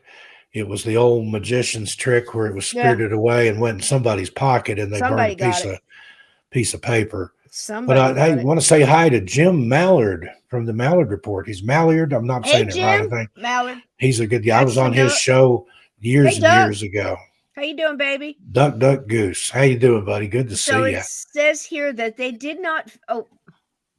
They lured. Oh gosh, they lured little children into their house and shaved their hair, burning it to drive away the Ouija board spirits. And they did not feed the children, thus stolen. That the children were found in the house in a starving condition. The Ouija board developed center about Adeline Bottini, 15, who said to have introduced the boards and convinced the other that the spirits hovered. I can't read behind that. Something in the night. That's crazy. But how about Yeah, that one? those articles. Maybe Here's we'll, one. You want to go on a cruise, Steve? yeah, for that, For I'll take 2 tickets, please. 72.50. 2 Midnight tickets. Society, pack a bag. Huh? There we go. Pack a Just bag. whatever you can carry with you. We'll buy you new stuff when you There get you there. go. I love the advertisement, but this one here was also this whole article was about warning against using the Ouija board. I mean, listen, for people to be doing this, it had to be an issue. Or they wouldn't have wrote the darn thing. You know what I mean? They wouldn't have given them space in the thing. Now, this one says Ouija board drives policemen to the street naked. Only in San Francisco. What made you do it? Maybe that's what made my colonel come out in his boxer shorts and his thing. It was Now, the Ouija board what done it. this one was interesting. It's from 1901, and Steve and I often talk about how things were written out back in the day, and this is way back. But it was very interesting, especially if you start digging into like the UFOs and aliens people saw, and back then they called them flying saucers. The deal. But I thought this was interesting. It was in Falkirk. It was in the Falkirk Herald, September 4th, 1901. A mystery of the sky. A curious phenomenon was witnessed in Geneva Thursday during sunset. That was during sunset. Above the Salive, I don't know how to say that, a mountain overlooking Geneva, there appeared a series of luminous rings of beautiful lines, which looked exactly like the reflected mirage of a rifled gun on a magnified scale. So this was during a war, and they thought when they looked at it, it looked like gun rifling, which is weird. But if you're looking at something all day long for months, maybe that's what it's going to bring to mind. The sky above assumed a blood red color, which gradually became more intensified as the sun disappeared over the horizon. Think about this. The And luminous that's rings. something. Let me interrupt Go you ahead. there Go for a ahead. moment. Charles Fort, of the Books of the Damned and Low and some of those, there were things that happened years ago that don't happen anymore. There was the sky would turn blood red. There was rains of meat and blood and stuff like that. Frogs. Rains of frogs and Yes. fish. Mhm. And of course, the scientists today tell, well, it was the Pacific gravity weight or whatever. No, why would it just be frogs? Anything Rocks. that weighed that would come. But Yep. there's rains of coins. Some of that Mhm. rain of flesh is still on display at, Yep. I believe it's Transylvania University in Kentucky. I believe that's where that is. Yep. I But think they've so. got in their biology department, they've got some of that in a jar, and you can go see it. It's little thin strips of what appears to be human flesh. There's little hairs in it and everything. The weather balloon explanation was buzzard puke. Bullshit. Yeah. Yeah, okay. No. But again, there's the Corliss studies where he observed strange things like that too, ball lightning, and but there was things where the sky would turn blood red, the waters would turn red. I think all that was signs and wonders or something, but you don't hear about too much of that And anymore. a lot Sorry of to times. interrupt, but I No, wanted it's to. okay. But it's also a lot. Fort's one There of my was heroes. rocks. There was rocks. There was a whole town that got hit with rocks, and that was they even did a Twilight Zone episode that was based on that. That was actually happened similar. I mean, they Twilight Zoned it up, but that actually happened. And people have tried to explain it as tornadoes like went through and picked up a bunch of stuff. Those things usually release over the water because that's when I'm not a weather person, but there's in the changing of the pressure and the whole thing, they usually dump out there. Now I've been in multiple tornadoes and I've seen the aftermath, the before, the all that, and I've seen letters from Huntsville, Alabama wind up in Kentucky. I've Hmm. seen different you always hear stuff like that. My Now garden shed, and that it wasn't would even a tornado. My garden shed, before it was my garden shed, ended up down at the ball stadium, which is a half a mile, 6/10 of a mile away. mm, And then the last time the wind got it, it disappeared for a week. And the little girl that lives behind me here swears, her and her little friends swear that they saw it fall out of the sky. mm, And it landed ass end in a tree out here. One wow. week to the day that it disappeared, the wind took it. But And it it had would a do big that. hole in the top. Oh And wow. I'm wondering if it went up into the atmosphere Got hit with and the something. Air Force shot it down, that because that was when all that weather balloon. But I took that cover off His of it. It whole was thing was it ruined. was Steve Stockton's thing. But I'm going to cut that into small squares, and I'll have those available. I think that's lucky. That's you can own a square of my lucky garden shed. It'll There you bring you good go. luck. There So you go. watch a space, watch one of my spaces, and I'll probably give those away to. I'm going to open up channel memberships over on Among the Missing probably by this weekend, Nice. and one of the tiers of support there, you get not only a phone call from Steve Stockton once a month, but you can also get a piece of my garden shed and carry that around with you, and it'll maybe keep you from getting abducted, or might cause you to get abducted. Who knows? But it'll be an experience. Paradox got figured. It's fish swimming through portals into townships from the sky. There you go. That's probably it. Occam's razor. The simplest Yep. explanation is the Yep. most accurate. Well, see, the thing is I don't understand why people would think it would be something released from a tornado, because if it was, it would have Aunt Fanny's shoe in it. It would have a Right. car. It would have, it's not just all frogs. I mean, unless there's somebody up in the tornado sorting things and putting them into categories and letting them all go in a group, it doesn't make any sense. And people buy that shit. I don't get No. it. I don't get it. Yeah. Well, But again, again, that it was the specific gravity weight of those frogs that. Well, then that makes what sense. about anything else that weighed what those frogs did? Yeah, A rock, exactly. a Exactly. stick, Exactly. and it doesn't make any sense. It's just, I think what people have gotten used to, or society, some people, you know, have gotten used to it, where they're somebody with a white jacket says it and writes it on a pad, and they'll okay, and they don't question it. Or somebody, a scientist, or somebody behind a desk like a news person or The 4 talking out of head. 5 doctors. I want to Yeah. meet that fifth doctor. That son of a bitch doesn't Hey, like JK. anything. Hey, Radio Vault, how you doing today? Well, I was going to Hey, say that JK, how you doing, buddy? a lot of these sky things seem to happen in a war, and you got to wonder if it's not all the death and that energy release isn't Yeah, causing something in the atmosphere. I Because think I mean, there's so. Civil War stories about seeing aurora borealis and things like that where they shouldn't have. Yeah. There's all kinds of things from World War One, two, different. All Well, the I'm not. spiritualism They movement got that to be my global. granny was a part of, my mom's family, that happened right after World War One, when people were wanting to try to contact loved ones that either were killed in action or never came back, and that's how they got into it. They had, I think it was my grandmother's uncle, Yes. that he never came back, but the Ouija board never would tell him he died. It'd just say he's not here. We're like, well, he knows. Yeah. No, he's not here, but is he alive? He's not here, and Not that's here. all it would ever Yeah. give him. Yeah. And that's that could mean so many things. He's not here, but if He could he's be on another passed, he could be plane. stuck. He could He be could on another be plane. in Yeah. a trench in Europe somewhere. He could have come back to the States and just went elsewhere. That's kind of what they think happened, that he just went somewhere else when he got back and started a new life. But who knows? He might have come back missing his legs or half his face or something. I'm sure that if It's he true. didn't come back and didn't contact his family again, there was a reason. Mm. Of course, I don't know. He may have been a butthole. Nobody liked him. Who knows? There's just, I you got to just know the context. You got to know the backstory. You got to know the yeah. intent. Yeah, you don't I know. hadn't I did any of mean, that. again, I mean, I think I had to start, and I look back now, and without even realizing it, I was reading war novels at 9. And I don't mean just, whatever. I mean, like, war novels that sergeants wrote just coming out of Vietnam, Mhm. or non-coms usually. And stuff about World War II. And it wasn't, like the kids books, trust me. It was the big stuff. And I was reading all about stuff like that. And I think what I was trying to do was trying to figure out what happened to my dad. Why is this happen? And then as I did, it kind of eased it a little bit, because I understood at 10 probably more than most of the older people in my family at why my dad had done what he did.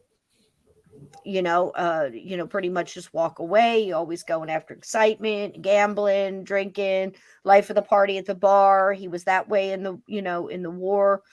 Um, Again, when he came back, the things Excuse he me. had seen, and a lot of people have such a hard time coming out of that. I mean, can you Yeah. imagine being Well, I in remember. charge of a tank division, and you're coming back Yeah. and you're what, making sandwiches down at the deli? Yeah.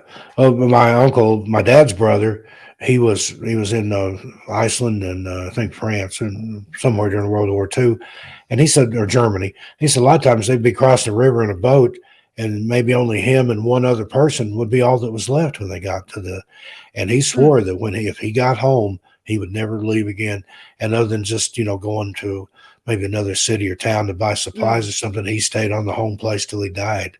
He mm, didn't want to travel, didn't want to go anywhere or do anything. And I kind of get that. mm, Midnight Society's the same way. We just want hmm. to be together and be left the hell alone. Left all alone, yeah, yeah. Yeah. But the thing is it's also, I think, without realizing it, I was both reading things I was familiar with, because I told you about all the dreams I would have as a kid and my past life memories and things like that. It was always a soldier, always a soldier. That's the only ones I remembered. I guess the most profound lifetimes would come back to me when I was a kid. And I was trying to understand that, which is why I think I was able to absorb that very adult content at such a young age, at 9 and 10. I never told nobody about this. I mean, my mother surely saw what I was reading, but it was all about understanding that. But I was doing that also, it prepared me to not just talk to vets who were coming back now, but also those that have passed on battlefields, because it helped me to understand where their mind would be, what was important to them. It wasn't, and I'll tell you, any soldier you ask that has ever seen or been in combat will tell you they weren't fighting for whatever was on the paper or what was on the news. They were fighting for the person standing next to them, for the brother standing next to them. And that's why a lot of times you'll see people on here come in and call me brother. And that is the Yeah. best compliment I've ever had in my life or ever will, other than my son saying I was their hero. Yeah. That's second. Being And called just, brother by I another was soldier. I was born in '63. I saw a lot of those guys come back from Vietnam when I was 5, 6 years old, and they were just kids. I mean, they seemed old then, and they looked old when they came back. But I mean, the average age of a U.S. soldier in Vietnam was 19. Hmm. That's a kid. Hmm. You can't get a drink at 19. You can't vote You some ever saw the places at dog that. tags? Have you ever Hmm. seen I forget where they have it, but it's in a museum where they have all the dog tags of all the soldiers killed in Vietnam, and they're hanging from the ceiling. It certainly Yeah. brings it You home. got I to be remember. careful with that, though. When I was in Vietnam back in the early 2000s, there were shysters, hustlers Oh yeah, that would tell you, hey, I've got authentic Vietnam dog tags taken off the battlefield. And what people will do, they'll hear that, they'll be horrified. They will buy them to return them to the yeah. Be families, careful. Don't do that. and they're counterfeit. Yeah, They just press them out that as faster than and then those they. bracelets now too. Yeah, those Yeah, MIA I bracelets. I had had one. I I had had one of one. those that I wore when I was a kid, Mm, mm. And and I it had remember people somebody's walking name and around going, rank "I on hope it. my guy comes back. I hope my guy comes back." Can you imagine? I Yeah, remember sitting there at night watching the names just roll for yeah. for just I, solid I, minutes. I was a little, I'm 5, 6 years old. You I'm want to do it watching again? Walter Cronkite, and I've got tears in my eyes, because Hmm. Oh, Because there's kids he over was there a dying lying son of a bitch. for no reason. And my cousin was over there. He saw combat. He was a very Yep, different man when he came back. that's And I right. wrote So a my book. I called Letters from Vietnam was the name of it. Um, he wrote me while he was over there. I called him Fish Sandwich when I was a kid. No idea why, but he would send me letters and postcards from Vietnam and sign it Fish Sandwich. Now sometimes it'd be redacted. Sometimes it was about all black because he couldn't talk about where they were and what they were doing, right. and I still have those. And I took them. I went to Vietnam in the early 2000s, and I went to a lot of those places. I mean, I was in Da Nang, Perfume River. I went to there. I got chased away from the Hanoi Hilton for taking photos. I didn't know you weren't supposed to take pictures of it, and they run me That's off. right, AJK. But I did the most, what I thought was the most beautiful book. I had his photostatic copies of his letters, postcards, and stuff on one page of how it was when he was there. And then Mhm. on the other page was my impression of seeing that same place in 2003 or four and talking about it. And I gave him the manuscript and he read it. And he said, Stevie, that's a good damn book. He said, but if you publish that, I will sue you. Mm, So, other than he just didn't want it to be talked about. right. I mean, this was a man that he hadn't gone to church since he came back from Vietnam. That I mean, he saw some shit over there. Let me tell you. Hmm. And Well, most people did. That's why I I say if just you. I happily shelved it. I put it in a drawer. Maybe someday when he's gone on, but even then, I have respect for his wife and kids and stuff like that. And uh, there'll be a few people that'll read it, but other than that, no. Mm, yeah, Just out of respect for the just man. for him, he Yeah. deserves it. That's the thing. I'm real big on my vets, and anybody, and that goes for anybody. If I go on a, I never ask if I go on a battlefield what side were you on. It doesn't matter to me. And that's one of the first things I tell them because everybody that fought, every kid or man or woman or whatever, in the way that they did, they thought that they were fighting for what they believed in, or they wouldn't be doing it, or they were No. made to do it, or they were Yeah. made to do it because their family was in jeopardy. A lot of people, it's just it's a But mess either way. War is but not good in anything. no, it's At that's this not point, good we should for be able to. what is it, people, animals, or any living thing. Remember those T-shirts back in the Hmm. '60s? And what if they gave a war and nobody came? And I Yeah. was part of the peace movement, and I was 5, 6 years old. I pissed in my dad's work boots because I knew that something he did had to do with the war effort, and he Oh worked my. he worked out at Oak Ridge National Laboratory, and I knew about his involvement in the Manhattan That's Project. He was funny. a scientist, Hmm. and one morning I thought, down with the man. I peed in his boots. And I found out the hard way that the only thing that did was bring the war machine, aka my mother, My down mother. on down on my backside. Oh, my tea just went all over my face. But she Wow. meted out See, the war punishment, machine. and my dad was like, "What possessed you? Why would you pee?" And he didn't. He said, "Why'd you piss in my work boots?" And I said, "I want to be a hippie." And my mother said, "I'll hippie your ass," and boy, she did. They got that notion. And again, I was Isn't that watching funny? Cronkite. They Right. had the war and people dying, and then they had the peaceniks, the love generation, the people in Mhm. San Francisco with the flowers in their hair and Mhm. putting the flowers in the National Guard's Right. rifle barrels and things. And that touched me. I wanted to do that. I wanted to stop the slaughter. I just didn't want people to die. And in Mm. my little head, I I I, What a I took horrible took thing it it to the is. man. What a But horrible yeah, thing it my is, dad war. had to get a new pair of boots. Of course, U.S. Atomic Energy Commission paid for them, but my work there was done. You made your point. I was You a made your point. prisoner of war there for a few days too. Let me get rid of this card here. So basically what I was saying was a lot of the stuff like this that happened in the sky did happen during wartime, and I thought it was very interesting. In 1901, again, this was in Geneva, but the luminous rings kept their circular forms for a full 8 minutes. Now that's important. I think that's significant. I'll be right But back. their sure, honey.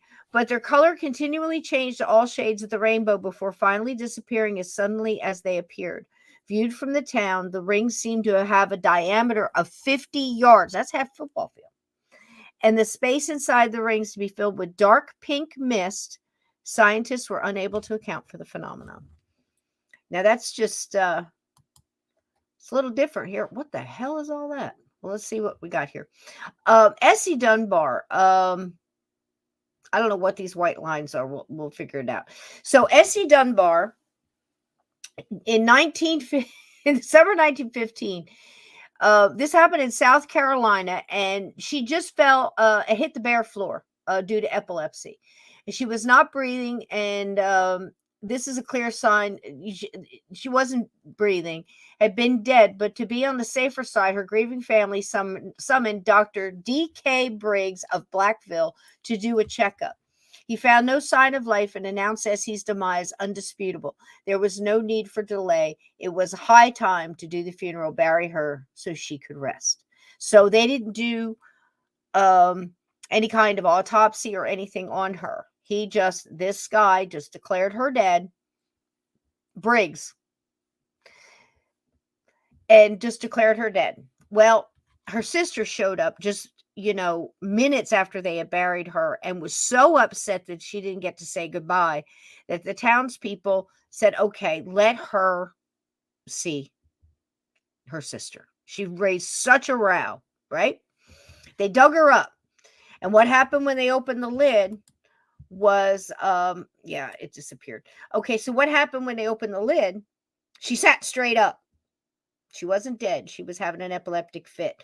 So because of, now this was in South Carolina, going way back, you always had like the dead ringer, you had things like that. But a lot of that started in the UK. It wasn't over here in every, state in America yet. You have to understand, a lot of these states didn't even realize what was going on in New York, or, the difference in those times from place to place was incredible.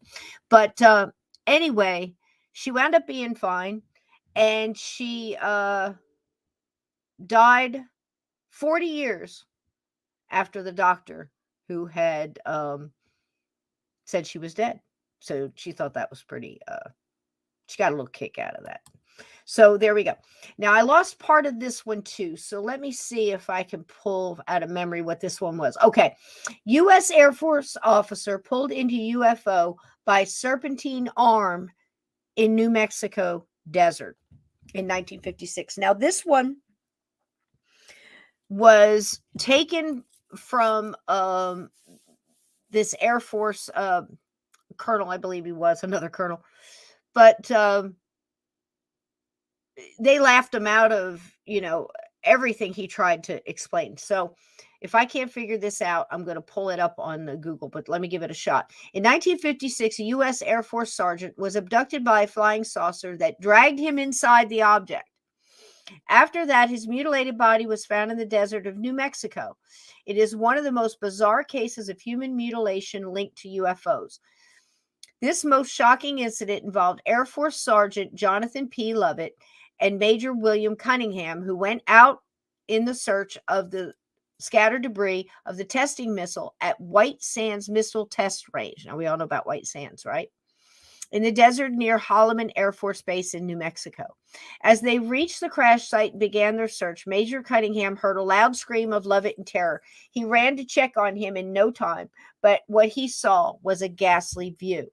At first, he thought that Lovett was bitten by a snake because it had like a serpentine. He saw like this serpentine, almost like an octopus kind of arm retracting away from him. He thought it was a snake that bit him on the leg, but that wasn't the case.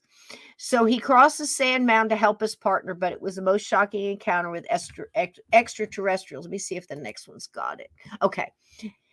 Jump to this part. He contacted Missile Control on the radio and explained to them everything that he had seen. Now, what he saw, that last part of it going around his leg, was he was pulled into this craft, and then the craft left, and then the body came back out. Besides, he had noticed unknown radar signal. Now, Missile Control had seen an unknown radar signal that was moving rapidly. Soldiers and the security team arrived at the place where the incident had happened. They sent the surprised and shocked Cunningham, that's the guy who saw the mess, to the hospital for investigation and a medical checkup. When he told them about the abduction, a huge investigation began that continued for the next 3 days, but no sign of the missing person was found. This led to the suspicion that Cunningham, for an unbelievable, basically like the Travis story, they started blaming all the people that Travis was with. That's what happened to Cunningham. because they're like, okay, well, you did it. Where'd you put the body, kind of thing. But on the third day, the body of Lovett was found 10 miles from the site of the alleged abduction. His corpse was in a horrific condition and there was no clothing on it. Lovett's body had been horribly mutilated, very much like the cow mutilations now. But on the, one second, I lost it. Okay. And not a single drop of blood was left in his body. Sounding familiar here? His tongue had been cut from the lower end, so basically gouged out. His eyes were missing, and there was also no anus. Why would you want somebody's? What are they doing with that? Gosh, horrible. According to the medical report of the Air Force, his genitals and other organs were neatly removed by surgery. The medical experts were completely shocked, knowing that although his blood was drained from his body, his death did not happen because of vascular collapse, which is usually what happens while bleeding. Right? Think about that. His death was not from the veins collapsing from the lack of blood. Crazy, right? Lovett and Cunningham incident was studied by Project Grudge, and it had been initiated by the U.S. Air Force after World War II for the investigation of unidentified flying objects. It was later followed by the Project Blue Book. This case was labeled Project Grudge Report 13. But there is no official information on the case, obviously, and the U.S. government denied the existence of any such news. All the information obtained in this case came from the personal notes of William English, who was the captain of the U.S. Army Special Forces. Now, this was the captain of the U.S. Army Special Forces. He wrote the report, William English. So if you're interested in that, look that up. It is Project Grudge Report 13. I'd love to know some more of that because I had never heard about this case before. This man was pulled in by what Cunningham here reported as looking almost like, he called it a serpentine, more of like a serpent type thing. But it's also described in some of the things I read as an octopus tendril without the suckers that pulled this guy and pulled him right into the craft, So, wow. And that's what he saw, the last of his friend going through. So, this book right here, Military Encounters with Extraterrestrials, The Real War of the Worlds, English described everything that he had read in Report 13 in 2 audio cassettes. He also discussed his findings in a Colorado radio broadcast in 1991.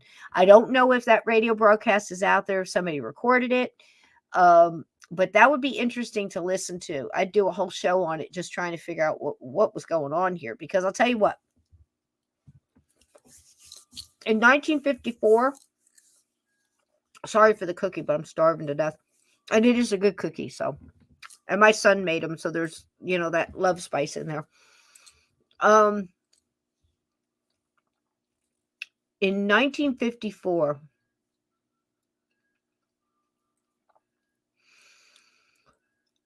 I'm looking at the men that were walking around at that point in time. I mean, you could pretty much keep in mind, you could knock on a door back then, 1954, and say, we're from the FBI. And you'd have dinner, guest room, whatever you needed, ride to the airport. What do you need?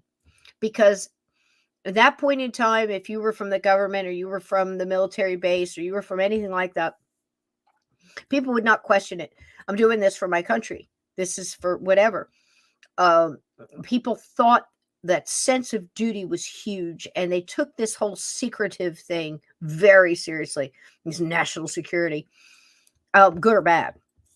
They just didn't think like we think now with, if like Steve said, Walter Cronkite came on and said, elephants are falling out of the sky in Wisconsin, you didn't doubt it. And they didn't come out and put themselves forward like this, saying crazy mess like this, unless it happened. You see what I'm saying? Why would you go through your military career as a pilot or anything else and just throw it all away? How many people didn't report the stuff they saw? because of that. Think about that. It's probably the same ratio. I don't know if you guys heard about this, but I've been listening to this guy called his channel's called The Connect, and I'm telling you, if you like true crime and you like good storytelling and it doesn't make you like kind of wince when you hear stuff about happening in prisons and fighting and how drug people get what's going on with the gangs and the drug cartels and all this other stuff, because this guy lived it and got out and now he's a stand-up comedian. It's great. But he's got this YouTube channel, and the way he describes how all of these different things are working and have been working for so long, and you start seeing all these little dots connected. Like, you knew some of the dots, you knew where some of the dots were, and you probably had an idea where some of the dots, what dots were messing with what dots. But it's very similar to looking at some of today's stuff going on. And what I mean by that, bringing up that guy and everything else and talking about how everything moves, I'm telling you what, not one newspaper, not one news magazine or rag that you see at the grocery store or whatever, or any major news channel is telling you any of the stuff that's going on right now. Right next to you. I mean,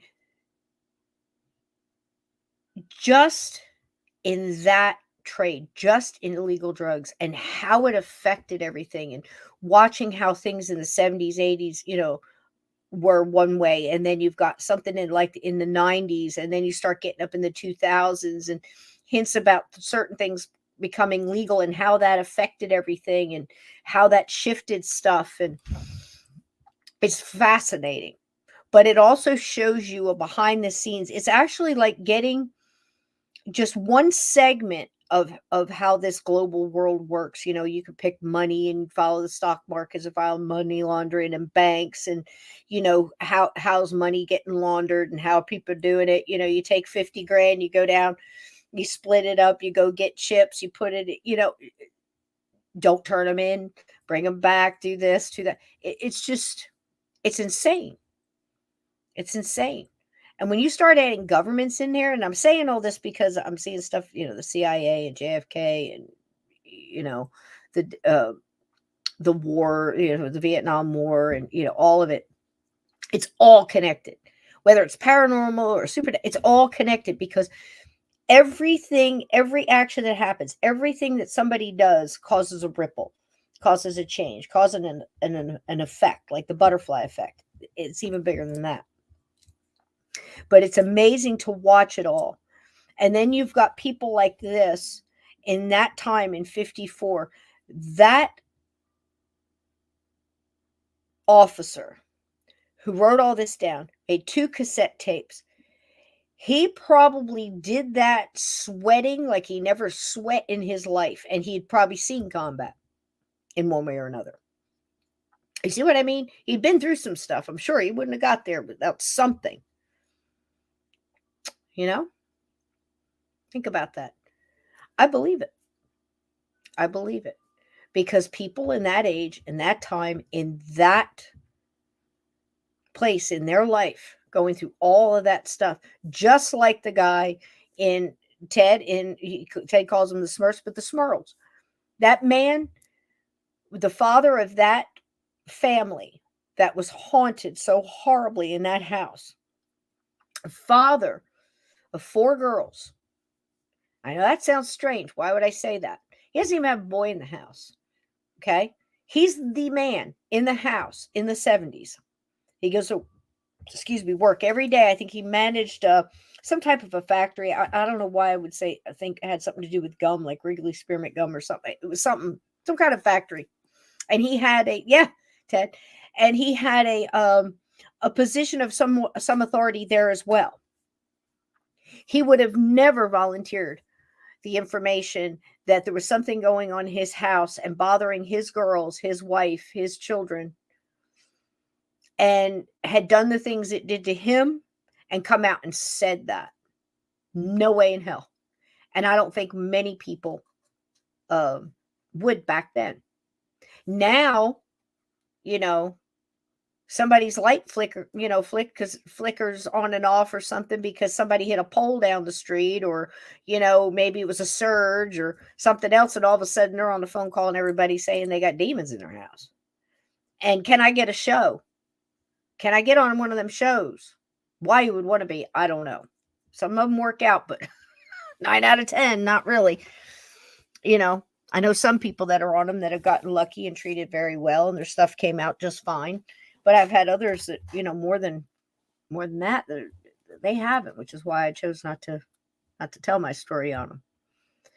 Because God knows what they do with it. It's a personal thing. I mean, it happened. I mean, it's not like I don't tell it. I mean, I'll tell it here, but I'll tell it. Because if I forget that, she went, right, but I forgot the part where she jumped behind the tree before she did the thing, I'll have a few people go, oh, but the last time you told it, she jumped behind the tree. Yeah, I forgot that part. I'm trying to remember something that happened back when I was like 8, and one time I tell it, my memory might be sharper, or I might be trying to hurry because there's something, maybe I got to pee and I'm trying to hurry up the story or something. Again, people judge too quickly on that, and they're trying to point and say you're lying, and this is not, whatever. But then again, somebody will come out and saying, Bigfoot braided their hair today and they got fairies living in their pillowcase, and people have no problem believing it. And we're back. What I miss? And we're back. Bigfoot braiding hair and fairies in pillowcases. You missed it, man. This guy got ripped apart. Did you hear it? Did you ever hear this story? This is the 1954 where this guy, I told the story. It was an Air Force officer was pulled into a UFO by a serpentine arm. It was like an octopus-looking arm. Mm-hmm. In New Mexico desert, 1956. They found his body 10 days later, drained completely of blood. All of his parts. I don't think I've heard of that. The first real mutilation reports was I think Skippy or Snippy or whatever the horse's name was. And I think that was in Utah or Montana. That's the first one I was aware of. I didn't know anybody got mutilated. 1954. Now, the interesting thing, this might be one for your channel, Steve. Little old lady got mutilated late last night. Werewolves in London. Send lawyers, guns, and money, baby. Yeah, that's right here. This one was that's Midnight Society about me in that song. Yeah, send lawyers, guns, and money. My band used to do that song. Shit, but anyway, you should look this up, Steve. I'll send you the information, a link over to you. But it was Major William Cunningham. There's stuff coming out now that, that case here in Farmington that happened in 1950. That's one of the most amazing UFO incidents I'd never heard of. And it's because it was just recently came out of a FOIA request. It was in Blue Book. Didn't make it out for whatever when they released all that stuff prior. And I wonder how many more like that. Yeah, right down the road here, Animas River, 1950, 100 silver discs and one red one flew up and down the river for 2 days. Yeah. You can Google it. It's crazy, all there now. Yeah. And literally, I can walk down there and have to go down the hill and around over the river through the woods. This one up too. I'm going to send it to you because it's perfect for your UFO channel. It's perfect for your UFO channel. And I've got access.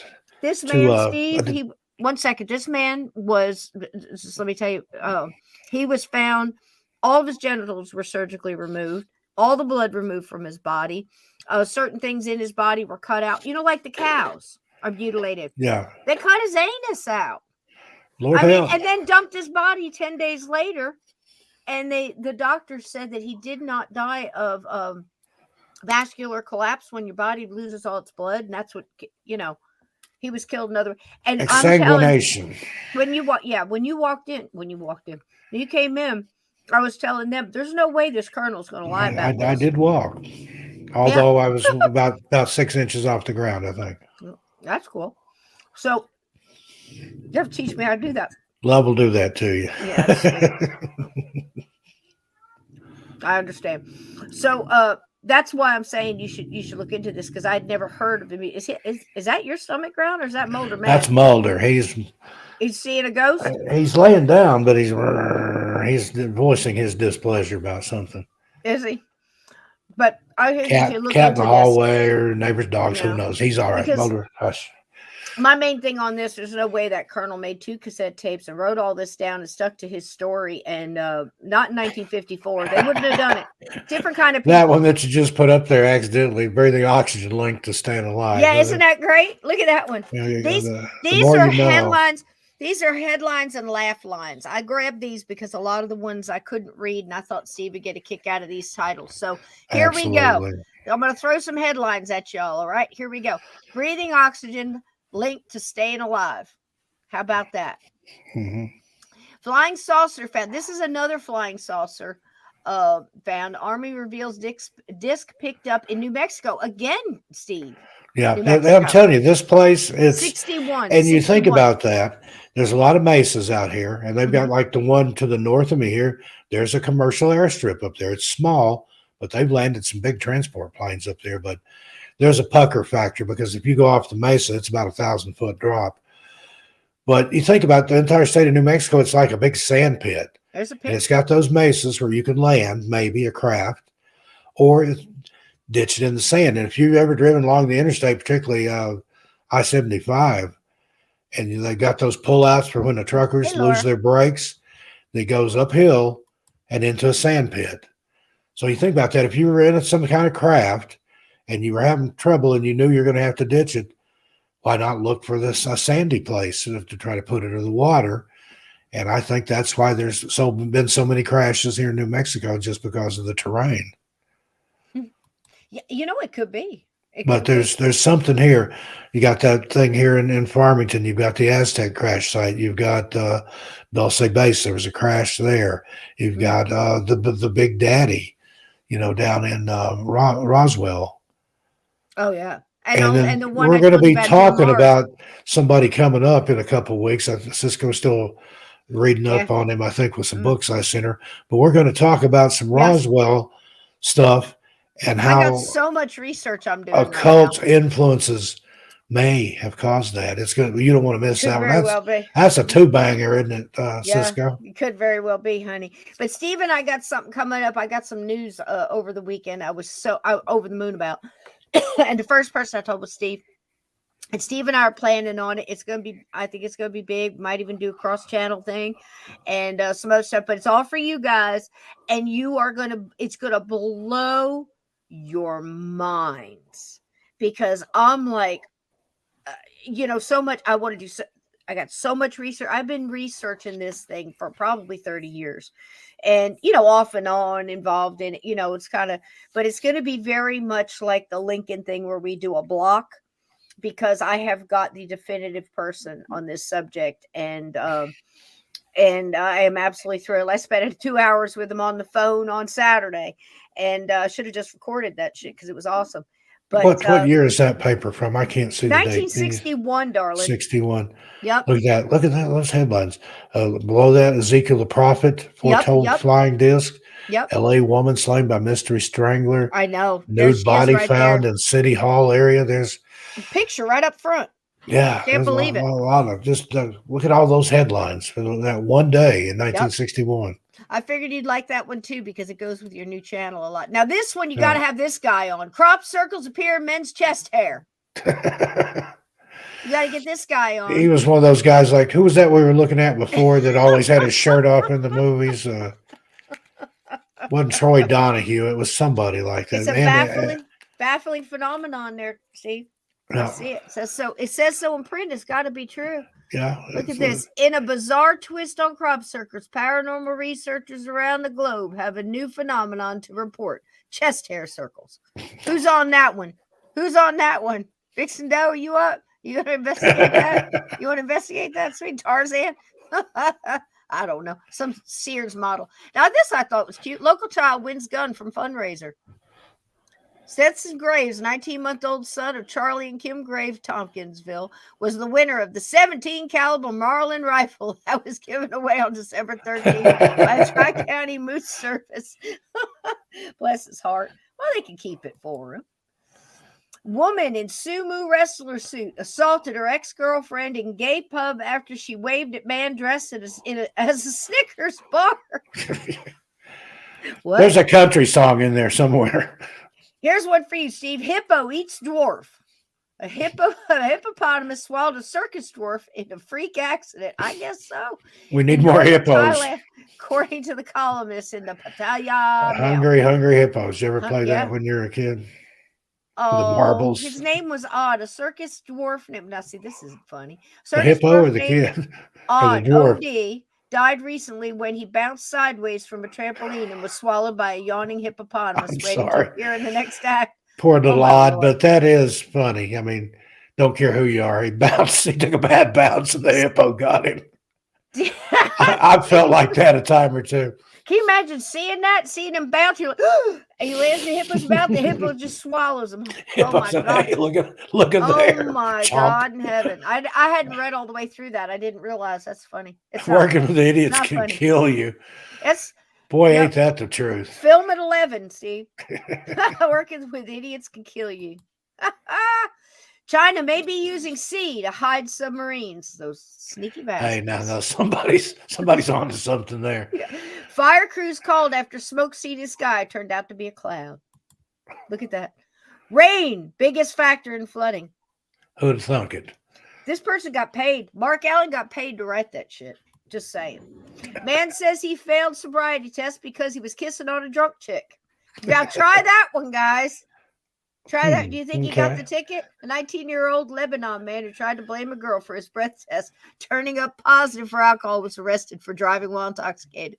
I guess so. He tried. Stabbing disrupts class for anger management. A 19-year-old woman is accused of stabbing another woman in anger management class at Belleville College. Well, there you go. You can't make this shit up. I don't think they passed the class.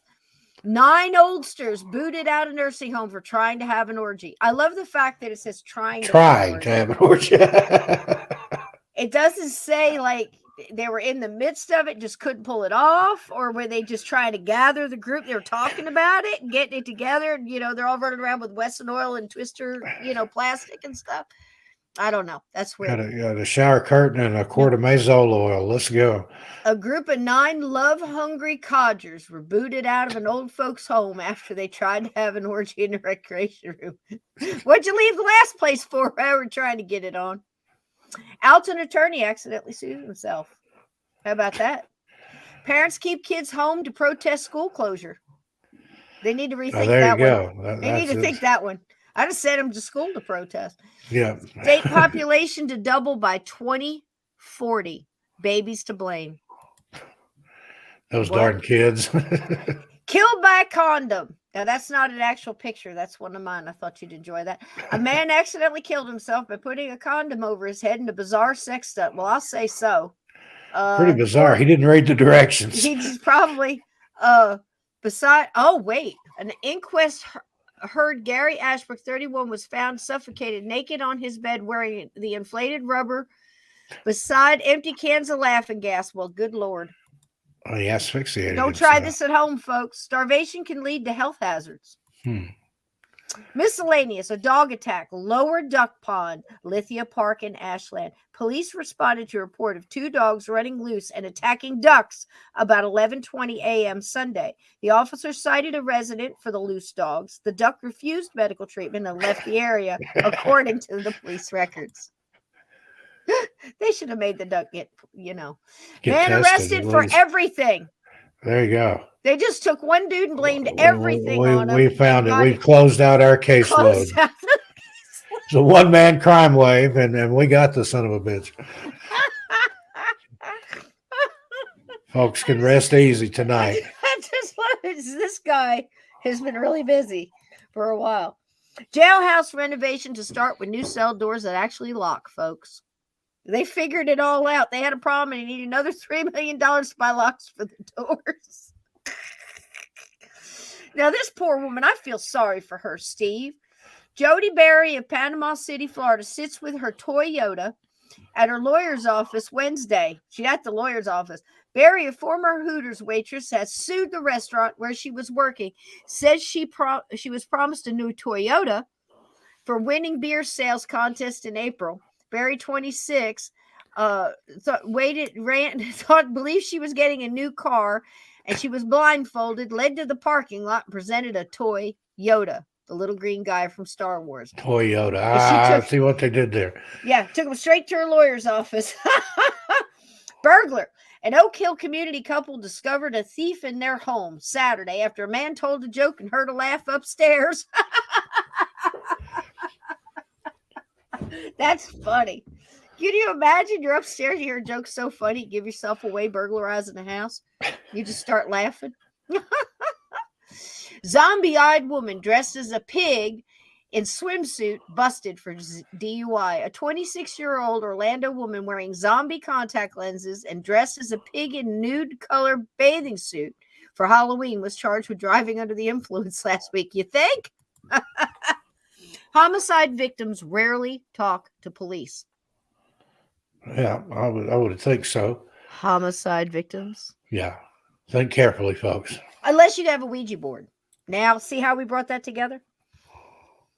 There we go. And you know what? There's been many a case, where murder victims have come through. And York Police Department Tuesday at 9:25 a.m. report that traffic was backed up at the Petro intersection. Tuesday at 9:57 a.m. report that a kitten was acting suspicious on North Lincoln Avenue.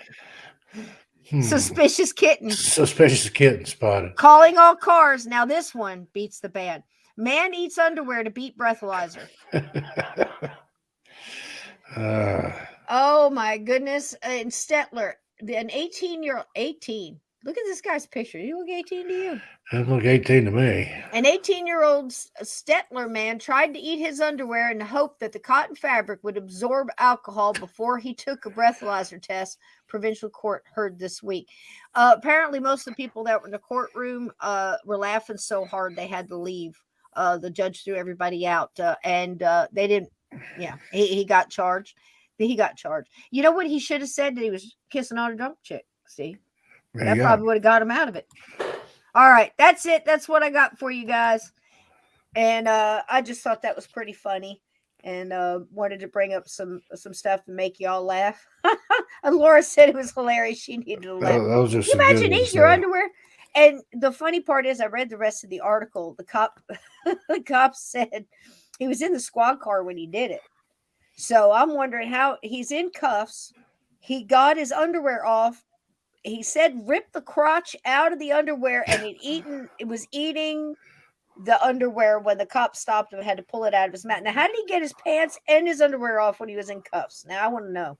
Yeah, we have questions, folks. I have questions.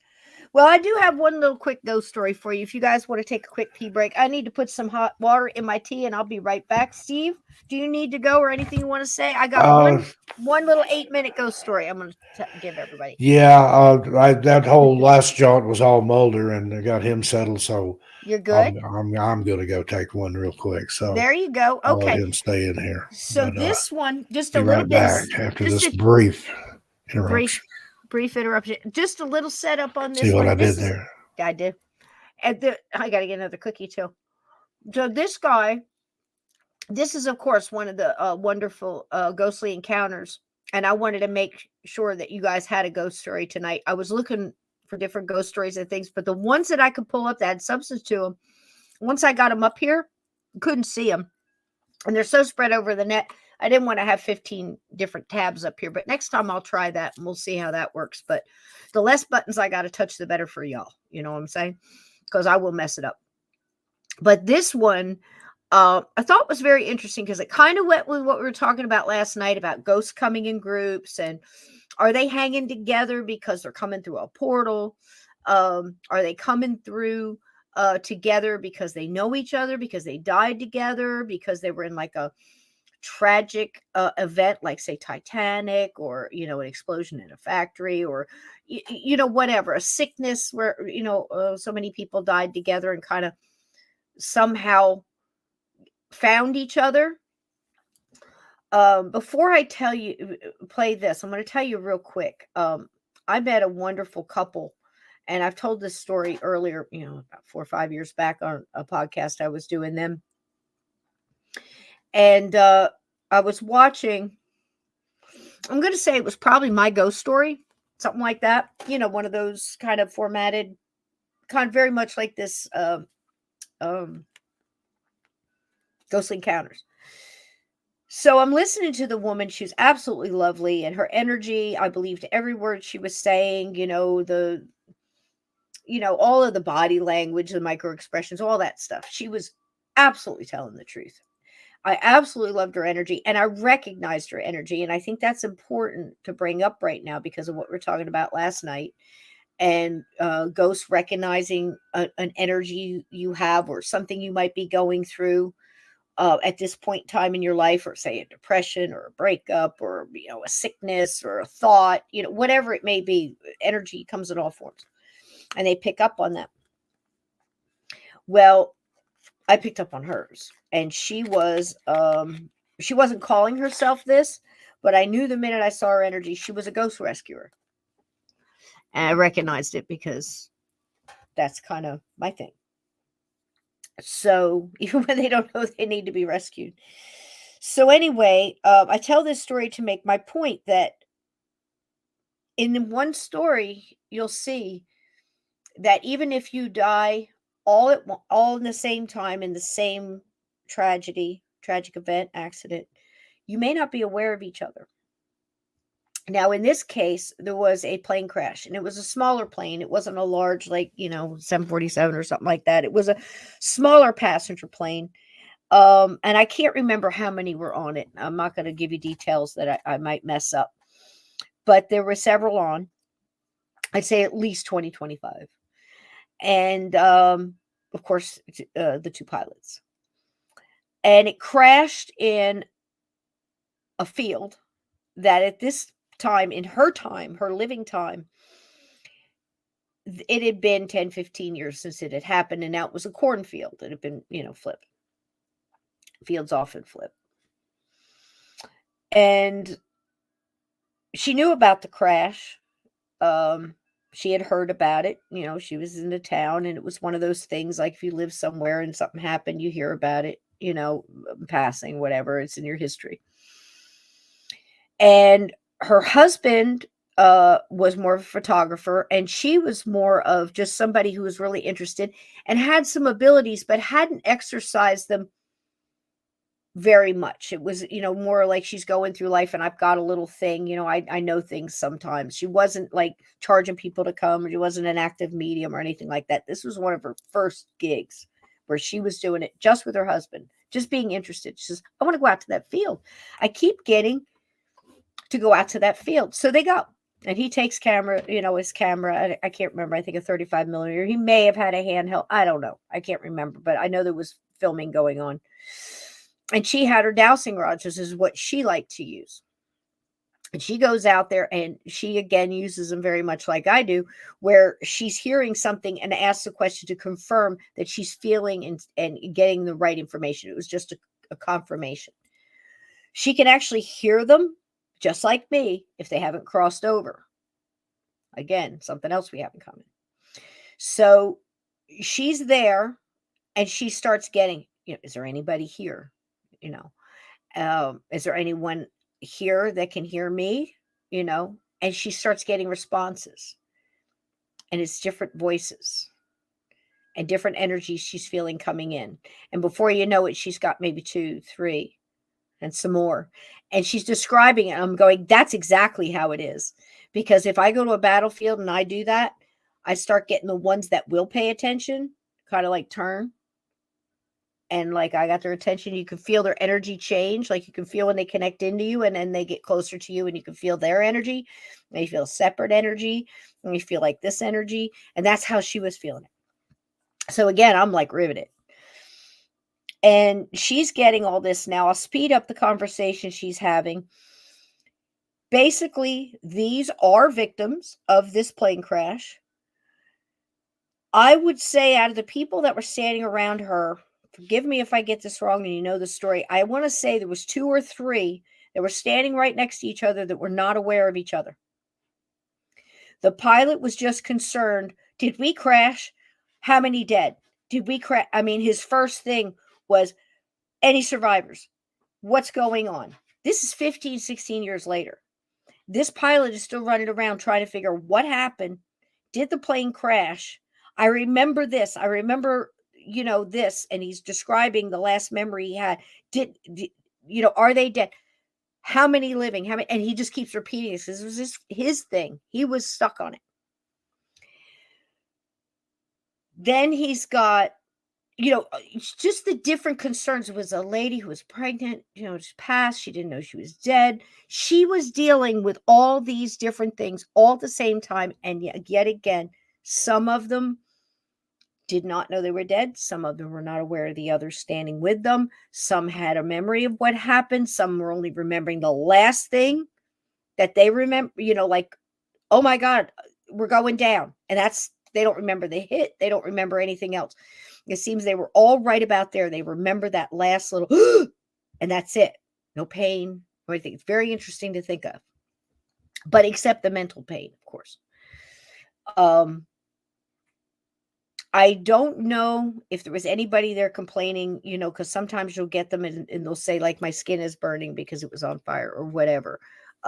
I don't know if she was getting any of that. If she did, she wasn't sharing it that time. And I can't remember in conversations I've had with her since whether she had mentioned that, but it's possible. So in that case, understand that just because you go down in the same thing, it's individual.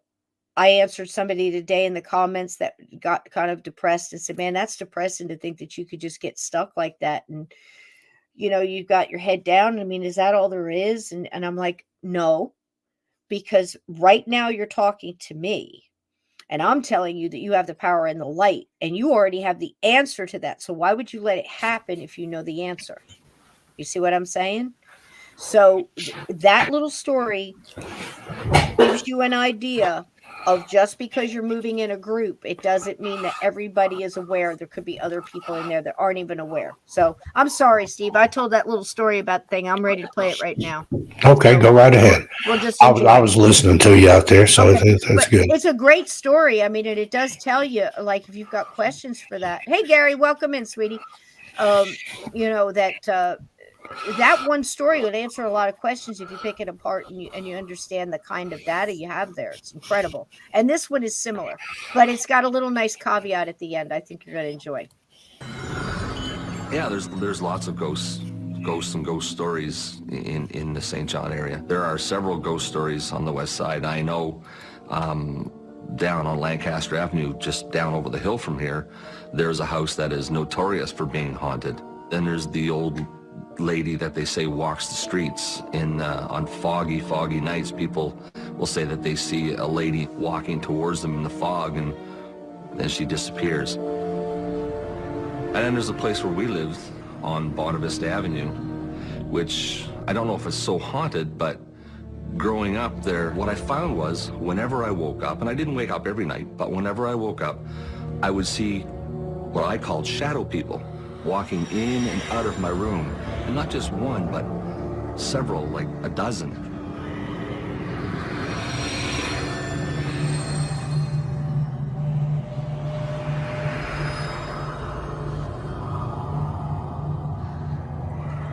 I never even really felt a sense of anybody being there. I could see them, but I couldn't feel any presence. And I do remember the first time I was terrified.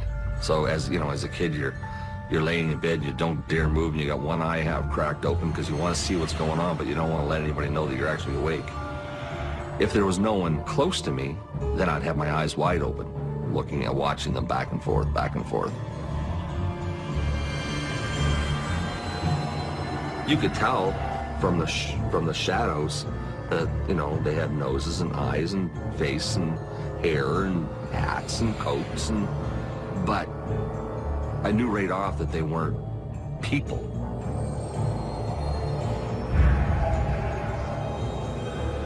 They just moved silently.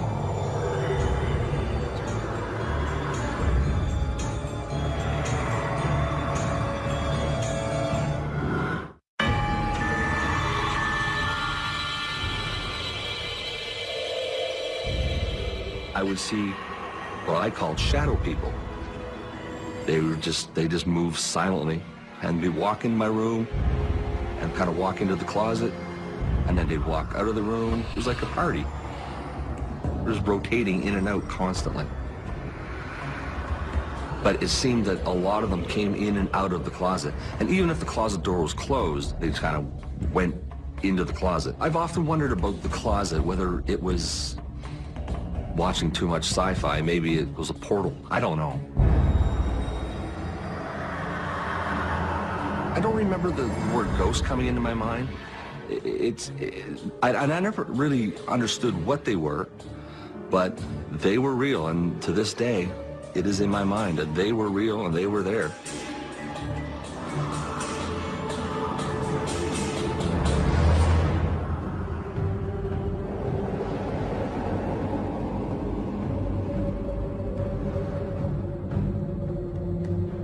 One particular time I do remember waking up with facing the wall and wondering if they were there, and then pretending I was sleeping and kind of roll over, kind of a natural roll over in my sleep, just so I could get turned around to see if they were there.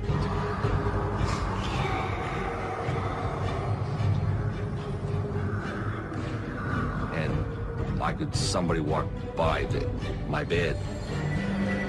I can still remember her. She was dressed in a colonial type long dress. She had like a hat with flowers in it. I was scared. So, and I'm not scared because I felt threatened, just scared because, what is this?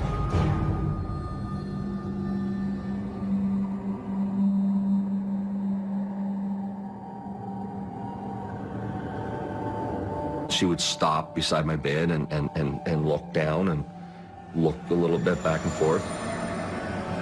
The fact that she would stop and look initially scared me more because one of these things was stopping and looking at me.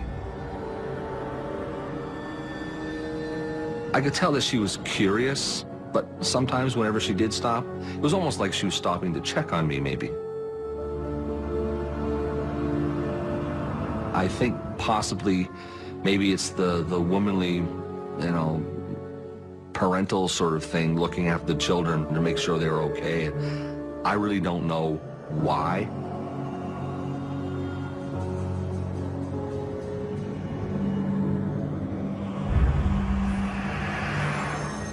It had gone on for quite a while, and I had told Mom and Dad about the people in my room through the daytime, and breakfast or through the day. I tell you, Mom and Dad were always like, you're just dreaming, you don't really see that. This one particular night, I was afraid, but I wanted to go tell them that, these people are in my room. So I took an opportunity when there really wasn't too many of them around. There was a straight path to my parents' room, and there wasn't anybody maybe in my room at that point in time, maybe only one or two out in the living room. So it was an opportunity to make a bolt across the living room to my parents' room so I could tell them. So at the right time, I kind of jumped out of bed and ran across the living room.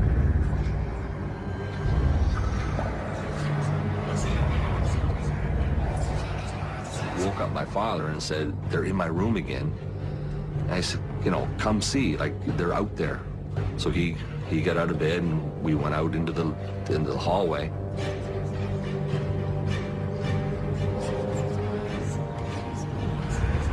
And I remember standing beside Dad, hanging on those legs, like they're right there. And they'd walk by us, and as they walked by us, they'd look at me and look at him and carry on down the hallway into the kitchen. And other ones would walk by and look at me and look at him and carry on.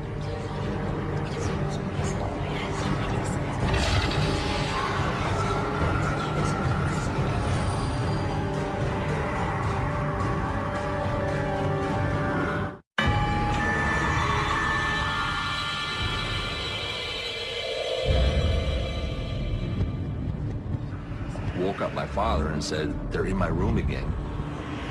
And I said, come see, like they're out there. And I'd say, they're right there. He's like, I don't see them. My father's a very logical person.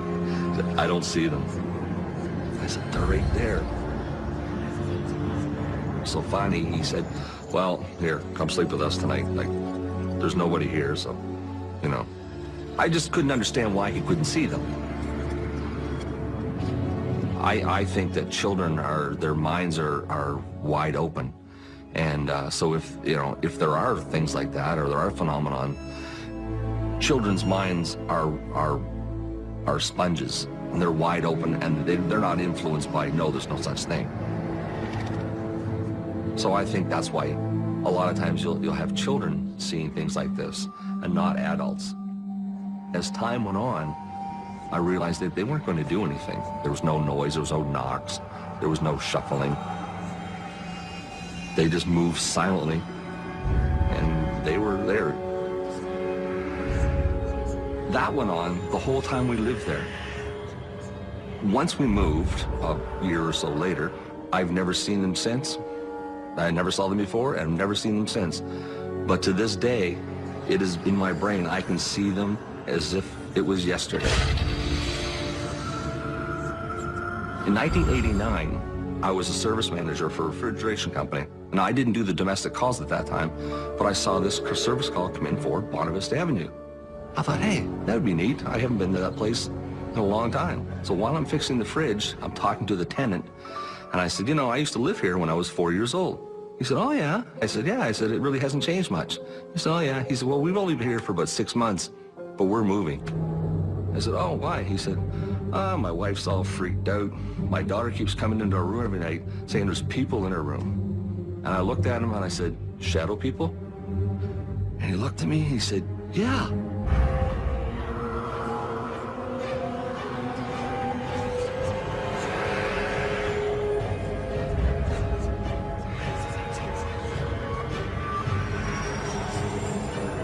Although I didn't need any confirmation that they were real, because I know they were real. But the conversation with the tenant was kind of neat, because, yeah, it really kind of confirmed in my mind that, okay, somebody else saw them. You know, so somebody not even in the family, somebody completely unrelated has seen the same thing that I saw.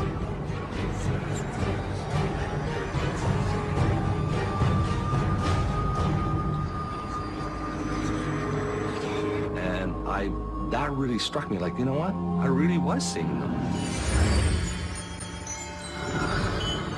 It's interesting that shadow people behaved identically for Ross and the girl who moved into his house. Our experts say that when apparitions repeat the same motions time after time, it's known as residual ghostly action. Ross was probably lucky to have his childhood story corroborated. As a boy, his parents didn't believe him. They couldn't see what he saw. So while he never doubted his experience, he was never absolutely certain either. Hearing about the little girl's encounter gave Ross the affirmation he needed. Our experts tell us it's crucial that if a child says he's seen a ghost, his parents do not dismiss the experience. Something occurred that made the child react, made his heart pound, kept him awake at night. Whatever the source of the fear, a frightened little boy or girl needs comfort, not dismissal. I think that as we get older and get, you know, people put things in our heads, like ghosts are not supposed to be there or they're not real. I mean, we probably change our outlook on things to not be made fun of if we say we believe. But to, I think, a child, another person or another child standing in front of him would probably be just as equal as another child from like a daycare standing in front of them. I don't think they actually understand the difference. So I think because they're so open-minded that maybe they're more susceptible to seeing stuff like that. As an adult, I think it would be kind of neat if I did see them again. I've often wondered what it would be like to go spend a night in that house, because my mind is open to the fact that they were there. It's not that if I disbelieved that they were there, I may not be able to see them, but I know they were there. And, to this day, it's etched in my brain that they were real and they were there. So I've often wondered as an adult, if I stayed in that night in that house, whether I would see them or not. It'd be interesting. Well, how cool is that? Oh, here goes my buddy. I forgot to put this on. He's getting a charge. That's what you need to do to keep your lights on. Charge yourself. Whatever works for you, right? Have to charge your batteries. Charge your batteries. Here, oh, cat on the prowl. Look out, look out. Maybe see a tail. Say hi. Can you say hi before you go? Is that Spook or Bucephus? I don't have a spook. I guess I should get another one. What's the other one? It's Bucephus. This is Bucephus and Spirit. Spirit. I was thinking his name's Spook. I was close. You're so close. Say hi, baby. You hate the limelight. Look at you. You just look like a rag doll. What are you doing? What are you doing? Say hi. Look how big I got. Look how big I got. Well, 8 months. they have grown. Yeah, it doesn't seem like any time ago that they were kittens. This one does not take any crap from anybody. Right, baby? He's a good boy. He's on it. He's like solid muscle. His brother is just keeps getting, every time he goes to sleep, he gains a pound, I think, and gets fluffier.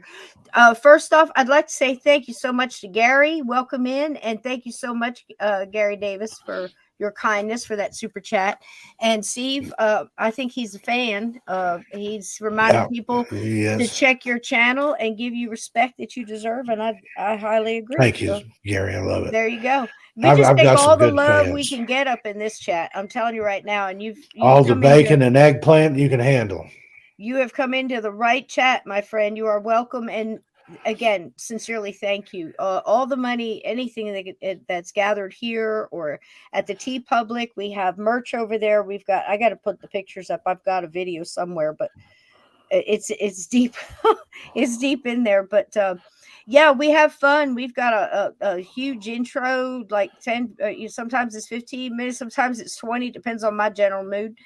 And sometimes I just get in here by the skin of my teeth and just fall in. And I was even early tonight. Intro's messed up. Yeah, you were dancing, just having a good time. I didn't know you could see me. I was cutting a rug back there. It was sweet. I was playing that music. I'm on cloud 9 anyway, and I was just. I'm so glad. It's just infectious. I'll just sit here and long time coming.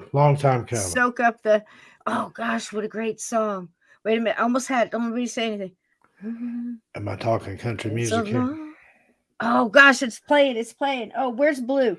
I was a long time coming. Oh gosh, it's almost. Turn it up. Oh gosh, don't you hate that when you can just hear a song like it's playing in a car, but you're not in the car. It's kind of muffled, but it's there. Is it Crosby, Stills, Nash and Young? Something about Long Gone. You just killed them, whoever they are. Oh, jeez, I forgot. Are they? We haven't buried anybody in a while. Some of us alive. There for a while. Neil. Every time we mention somebody on the show, for the next week they were deceased. Yoko Ono, Nickelback. I'm trying to think. Well, David Crosby just passed. Yeah, I never. Maybe it's retroactive. Never said. Maybe it ricocheted off Yoko. But we were talking about possible. Could have ricocheted off Yoko. We were talking about Laurel Canyon. I know. Right before David Crosby bit the dust or whatever. That was a carpet bomb right there. Yeah, quite a few. Well, most of them are gone anyway, and I guess for those of you that don't realize, I'll yield to Steve. Thank you, Gary. I appreciate you, brother. Yes, thank you so much. And but I'll let Steve tell this one. I'll to give the honor to him. What am I telling? We found out that certain energy happens, and we've had some wonderful people explain to us what that might be. Greg Koss, the wonderful man, sent me graphs on it, Steve, and proved without a shadow of a doubt to me that there's something that happens when you and I get together with this chat, that the energy seems to it'll knock vases off the way. It'll knock vases off the shelf. We were on with Soraya Ascath, Where'd the Road Go years ago. Oh. Before you even had this channel, I believe. Oh, yeah. And he has a radio station. He works at WBBR, Ithaca, WBBR FM, Ithaca, New York. It's on the campus of Cornell. And he lost control of his studio. It was still going. He was still recording. But he couldn't talk to us. We couldn't hear him. He couldn't stop anything. Best part was we didn't know for about an hour and a half. Yeah, we just kept talking. And then finally we were like, Soraya, where'd he go? Yeah. What's going on? Soraya, hello. And then we just started talking some more. And then finally, I think he messaged us on the Skype or something and say, hey, guys, keep rolling. I'm having technical issues. Yeah, and Edna knocked a medium off a chair one night right here in this chat. I said, well, hang on. She was feeling a little low or something, wasn't she, Aunt Edna? She was nervous or something. I said, we opened up or she reached in or was going to I don't know what, something like that. Anyway, the chat zapped her, about knocked her off a chair, said Aunt Edna's energy came through so strong that she had to straighten her scarf and everything. I'm telling you, you can't see it She in had that little whooplash. She had whooplash. whooplash. You can't see it in that tiny little avatar there, but her sweatshirt says hoodie Who the hell? says Steve Stockton is my spirit animal, Oh, is it? Oh, I thought it was who the hell and Steve Stockton. yeah, I think she got that one too. That was what her husband said, I think. But Who's Kundalini and oh yeah, oh Zariah. yeah, Soraya has Every time I say that, I think of that he song. knows his Kundalini well. And they call the wind Zariah. Well, that's just gonna say they call the wind Kundalini. Zariah. I just watched that movie the other day. I swear to, well, at least a quarter of it. I know I stood in the hallway and watched the big TV for a hot minute when did you know that Lee Marvin, I mean, do y'all know what I'm talking about? We will go back to the Titanic story, Steve. That's the one you owe Gary. You got to tell him that story, what we did with our energy. We zapped it. We didn't mean it. I swear we didn't mean it. It's a hell of a story. But Paint Your Wagon. Not only does Oh, Clint that was Eastwood so sing good. in that movie, not Welcome only does to hell. yeah, he sings more than one. I thought he just had the one, but no, I went He back and dances watched it again. too. Oh yeah, but Lee Marvin puts on the acting of his life in that movie, and he has done some shit. But Lee Marvin was absolutely fabulous. It's about a bunch of old gold miners in 1849 49ers, and they're in this place out in California where nobody else is, by the river, of course, panning for gold, and they've got they're kind of Hooverville out there, with their tents, and they're leaning up against a tree and living in trees, whatever. They're just godless and lawless and whatever, having a ball. And what they do is they realize that y'all gonna watch this movie by the time I'm done. So they realize they're lonely as hell, of course. They got gold, they're rich, but they need a woman. You know what I'm saying, Steve? I'm sure you The understand. love of a good woman. There indeed. you go. So what do? There's no women out there, right? Nobody. There's like 300 guys and no women, right? So you're never really sure how many it is. It keeps growing, but it's MGM or Universal or whatever. It's a big production musical, okay? So all the guys can dance, so it's like real life. So anyhow,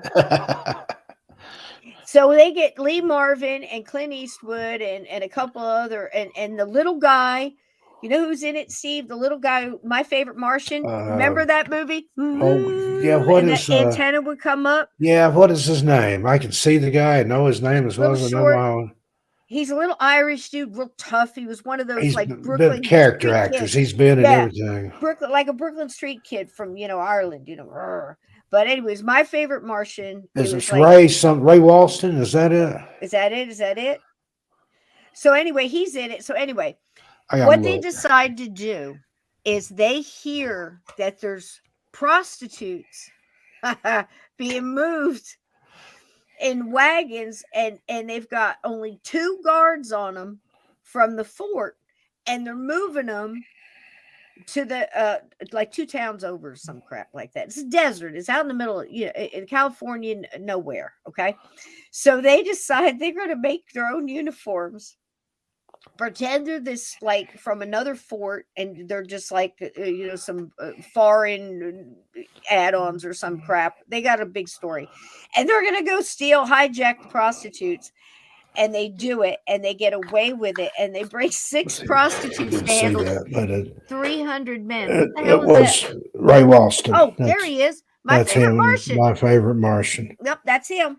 Whoops, I got a message there that you probably don't want to see. No, you don't want to see that one. I don't want to see that shit. I have people all the time crawling up my DMs and my text, but it's not as bad as this one's for my eyes only. Trust me. Yeah, hell no, I don't want to see it. So and so anyhow, they get the prostitutes, but there's only 6. I'm wondering, they're building the house. They got a song about the house. You know what I mean? And what did I just see? I just saw something. What the hell was that? Hang on a minute.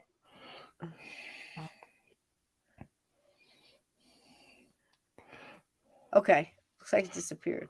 All right. Y'all be cool. Be chill. Don't get my channel taken down.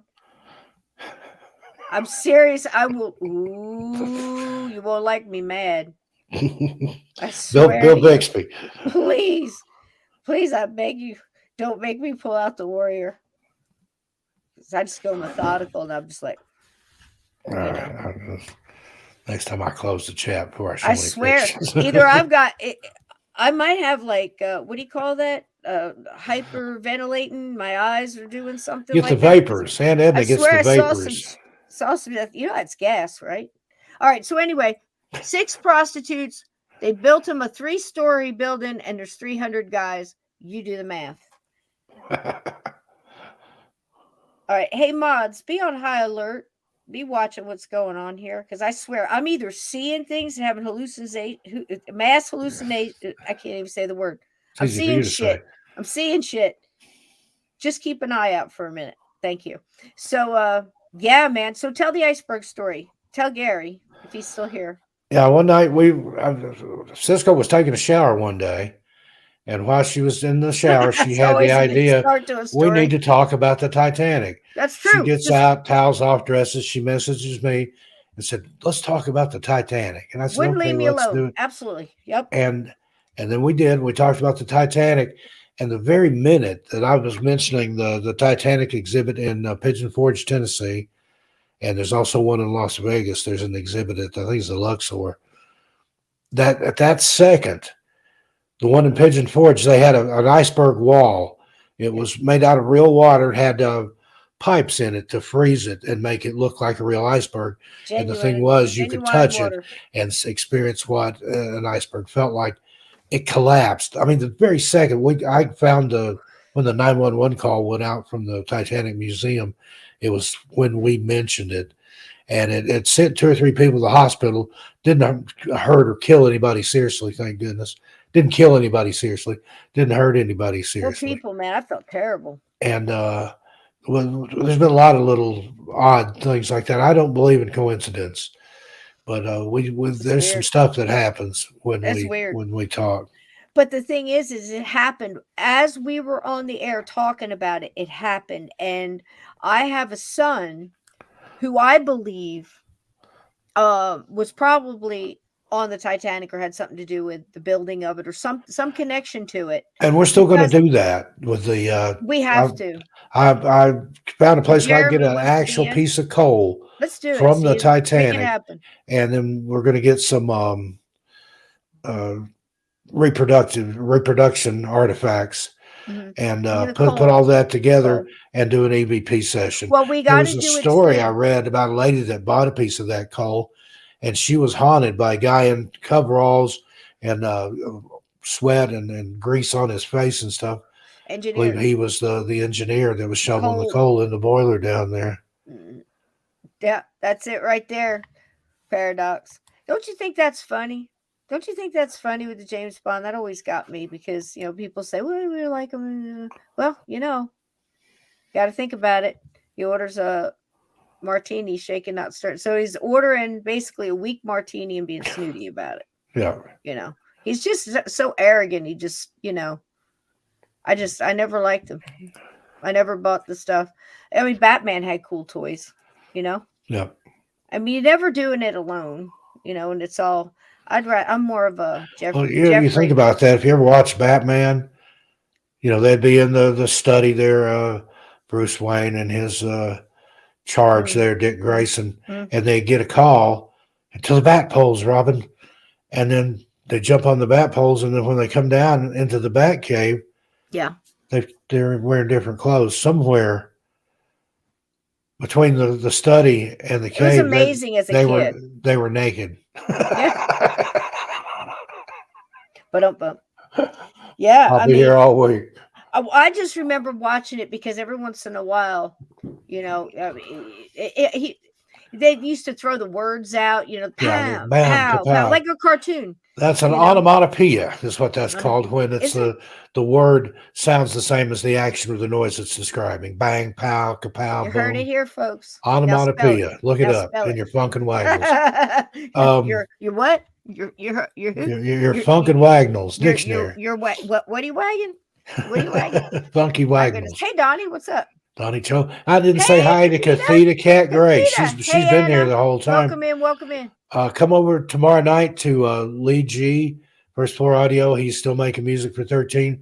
But when That we was so take, good. He's so good, Steve. he is. I said He, hi the other night. I finally got into the chat, but I come just back wanted, on Saturday and we'll have him sing a song about you. I've already given him yeah. a heads up. If you ever But he see wrote me, one about Catheta and it turned into an actual recording. And I'm telling you, it's a top 40 hit if he get is it it out great? there. Oh man, he But needs to. tomorrow night, while he's writing for 13, he will take an ear break from whatever he's composing, and he will play you that Catheta Cat Gray song. It's called "Love Online," and it's amazing. He Lee is is something else. so He's talented, definitely got a talent. That's for sure. and never can't read music. Never had a lesson in his life. Went to one voice lesson, and the teacher told his dad, said, "I can't do anything with him. He's got perfect pitch. Take him home." Take home. There you go. And that I was love that. it. I've He had plays people tell me that guitar, about mine. keyboards, all kinds of computer stuff, drums. He's an amazing guy. Yeah, he is. But I just want you guys to, if you ever see me in the chat, I go in and I've got my podcast icon. I'm always hesitant to, some people don't like you coming in if you're a podcast because they think that you're trying to steal listeners. Like you go in there and say, "Hey, I got a live going on. Come on over here," or such and such is going live.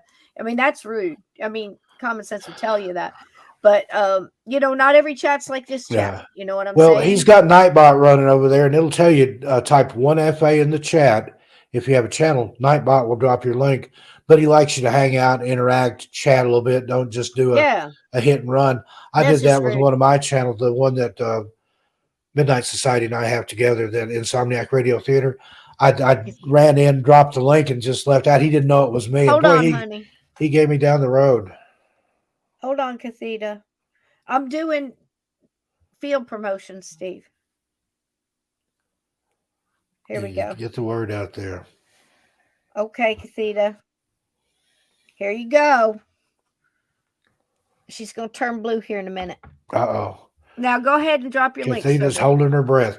But yeah, come in. If you've got a channel, type 1FA and it'll drop your link. But stick around and chat howdy with us over there. We have a good time over there. Yeah, it's great. That's promote he the does talent, the radio 1FA. He's going to start doing that again on Tell him, Thursday look, nights where he just plays music. That's mine and Midnight Society's date night. We go over there and listen to his music. His music is such a part of our relationship. Tell him to give me 2 songs. Tell him to loan me 2 songs if he wants, and I'll do what I do with my intro, and we'll celebrate him as an artist. Yeah, on our intro if he wants to. And if he wants Midnight to, Society and I have something planned coming up, and Lee is going to provide the music, the entertainment for it. There you go. And don't ask me no questions right now, but you'll know when it's time. I'll definitely put him in the, in this stuff, as long as I've told him all about you, so you're more than welcome to come in, hang out, drop your links. Love you too, baby. Just it's a lovely chat to be in, and it's definitely different. But the energy, can you feel the love tonight. Yeah. You know what? That was I love that little. That was one of my kids' favorites when they were little. The Lion King. Yeah. Boys could get into it, Yeah. with Simba and everything. It was cool. Yeah, it was a feel good movie, as they say, the feel good hit of the summer. Mm-hmm. But yeah, it was. It's funny. I've had blues guitarists tell you that you can't play the blues if you've never lived the blues, and I think that's a truism. Yeah. But I've also found out your heart broke, man. Well, you can't. Gary you can't Moore. appreciate a love song if you've never been in love. That's true. And I'll tell you what, I've had a moment of clarity here lately, and it all makes sense. And I love it. I'm listening to everything with new ears. I love love. And some of that stuff like that Billy Joel song, For the Longest Time. Oh my God, that hit me in the feels like it never has before. Oh, yeah, that's a good one. That's a good one. Holy shit. Yeah. I spent some time with Billy Joel in high school. I had songs in the attic, and that was good. Captain Jack. That was one of my favorites. Everybody liked Piano Man and stuff. Where were you when, it's like with the soundtrack of your life. I think songs take you back to times. Like every time I hear Let It Be, I don't care if it's just for a microsecond, whatever. I flash back to being like 7, 8 years old. I'm barefoot walking down the sidewalk in West Belmar, New Jersey. The sidewalk's hot, and I can remember trying not to step on a crack to break your mama's back. I remember Yep. thinking about, and I had a little transistor radio with a little white earplug that went in your ear, and Let It Be was playing, and it takes me back every time. Music takes you to that. And it works the opposite too, to take you to sad times and Yeah. times when you Yeah. were sick or had the flu and heard that song, And you then feel what I sick like again. is when you heard something like the other day, Midnight Society sent me Miss You by the Rolling Stones. And that Oh took me my God. back to high school that fall. That came out in That May, but that song. fall, that song, do, do, do, do, do, do, Yeah. do. That's the Inagata And Devita of the, and that was my lonesome song back then. oh, was And it? now it has a whole different kind. That Different. song has been redeemed across the years. They all will. You'll Yeah. hear everything's different. But Everything you I see, a remember movie. that Yeah. fall, just shuffling around, shuffling through the street, asking people, "What's the matter What's the with matter you, with you, boy?" boy? Yep. Oh, I know. Sticky Fingers came out right after that. I Yeah. wasn't too thrilled with that. But that was the whole time when I was in the band, and our But band would that play, Some Girls album, classic, classic, yeah, classic. our band would play that album like radio DJs would play Inagata Devita. That's a bathroom song, because you go to the bathroom, come back, it's still playing. So that was ours for that. But we played a lot of crazy shit. I mean, we played Tangerine Dream and Bebop Deluxe and Judas Priest and AC/DC, and Yeah. we did Springsteen because we were a Jersey band and played New York and New Jersey. But the only Springsteen we didn't do the normal stuff. We did Adam Raised a Cain and what was the other one we did? More hard driving stuff back then. This was before he did all the stuff now.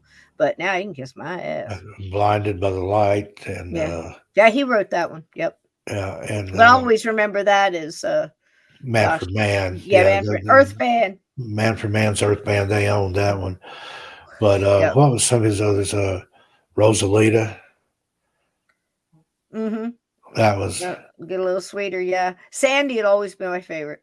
Thunder Road and Sandy, because Under the Road was good. it's all about the boardwalk that But, I walked on when I was a teenager. But I love that Yeah. Rosalita, because when you were on my show one time, I introduced you that way. Yeah. Well, my tires were Jumps a little slashed, lighter. and my Mhm. something crashed, and my I don't machine, remember all she's the a lyrics. dud, stuck in the mud out in the swamps of Jersey. So I remember little bits of it. Yep. But I introduced you that she's not a dud and she's not stuck in the mud, but she's out in the swamps of Jersey. Folks, give it up for Cisco Murdoch. That's me. That's where I am, right? I mean, y'all know the Meadowlands was nothing but swamp, right? So was Atlantic City, and before Yeah. they tore all that up. Let's see if I can get it. I'm looking for the lyrics now. Hold on 1 second. Boom, boom, boom, boom, boom, boom, boom, boom.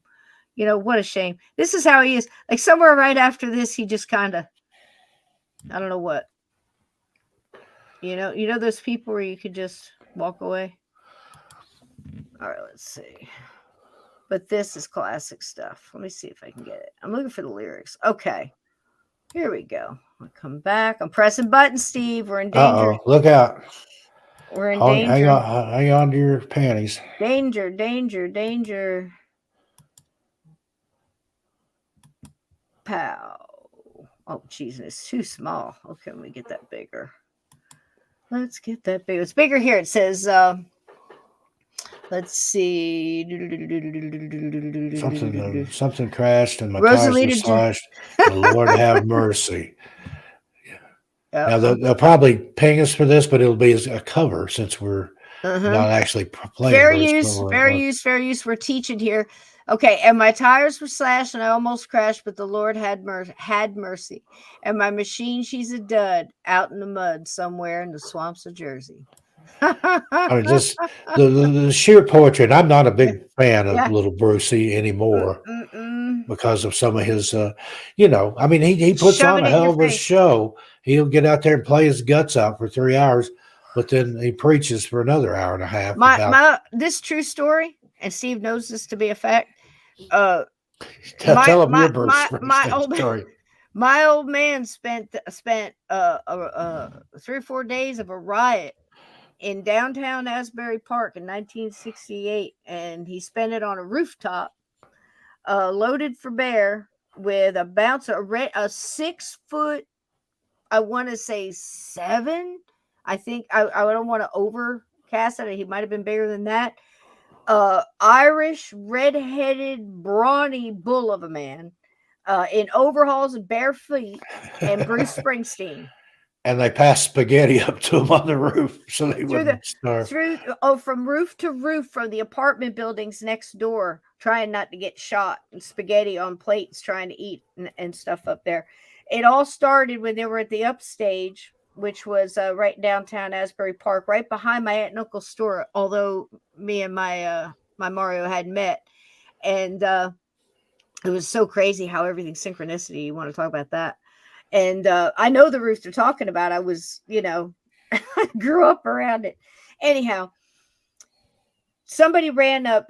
Bands used to play upstairs. Used to go up this dark stairway. It was like in the loft of this Tom McCann shoe store, which was huge, brick building.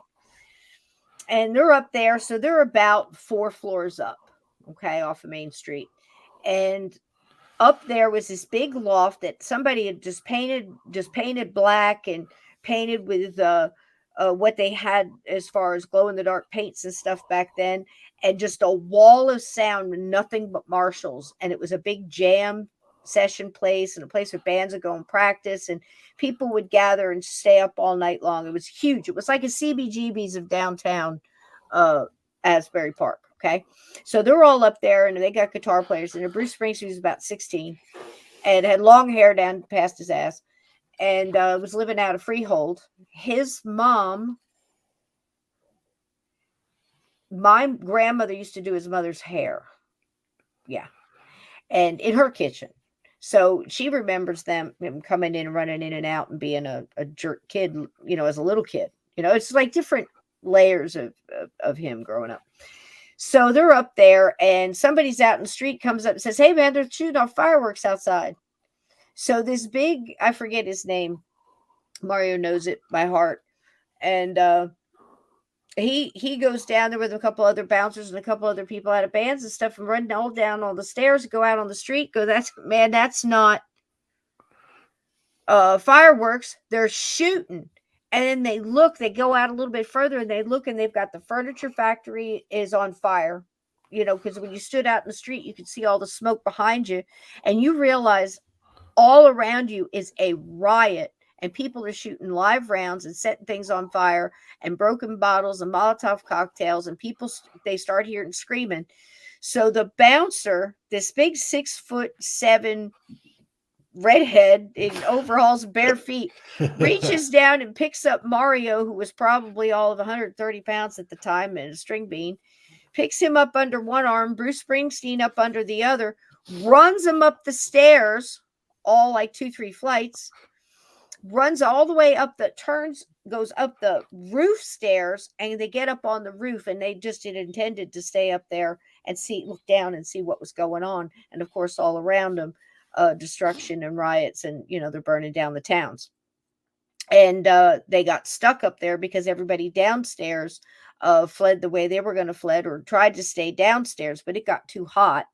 So you've got bikers and Black Panthers and townspeople and looters and rabble rousers and rock and rollers, and everybody just trying to figure out how to do it. It lasted for weeks, but they were up there for 3 or 4 days. So how about that? He never wrote a song about that, as far as I know. You're kind of going in and out, buddy. Is that me or is that you? Let me shut this tab down. There he is. Are you back? Okay. I can hear you, but I can't see you. Yeah. Up, in and out. Yeah. Right, Renice? That's true. And it's funny. The thing that intrigues me the most about the whole thing, it's the BS and it's everything else, but that's real, and that story is real, and that's a better story than half of the BS you hear. You see what I'm saying? Everybody has a different vision of where you were. And I'm back. Hey, buddy. I don't know what happened. I was going in and out, crazy. in and out, in and out, and then I was just gone. Yeah, That's all right. Well, listen, man, I can't tell you how much fun this has been, and we didn't really have a lot, but Steve and I don't need a lot to jaw on about stuff and weird things. And I was going to ask him what out of all your stories, Steve, what do you think the one story that's saying a lot now? I'm listening. That one story of yours, or that happened to you, or that you wrote in a book, or that you've heard tell across the fire pit, was the weirdest shit you ever fucking heard? Boy, that's a tall order. I've heard some good ones, Because I've been dealing with that for days since we started talking about weird but headlines, there's and a few that springs to it's mind of hard. things that I've heard and didn't experience, and I've experienced some stuff. My favorite story is the one I'm writing right now, but the one I'm living. But in my first book, Strange Things in the Woods, let me How sweet. free my hand up here. I've got a copy of it right here. There's some stories in here that Look just how thick that bitch is. I've heard that before.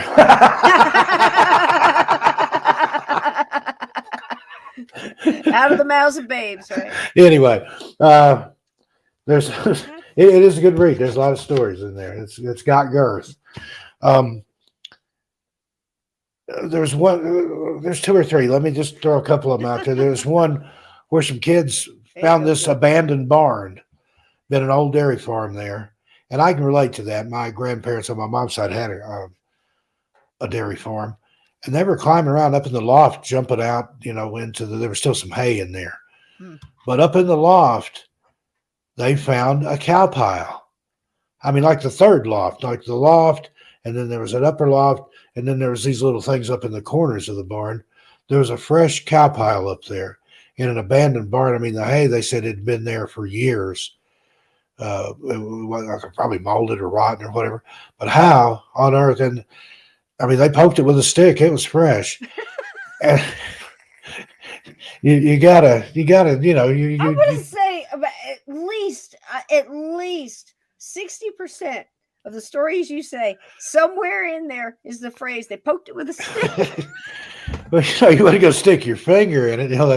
Remember that old Cheech and Chong? What's that? Looks like shit. He picks it up, he smells it and tastes it and said, yeah, you're right. That is shit. Good thing we didn't step it.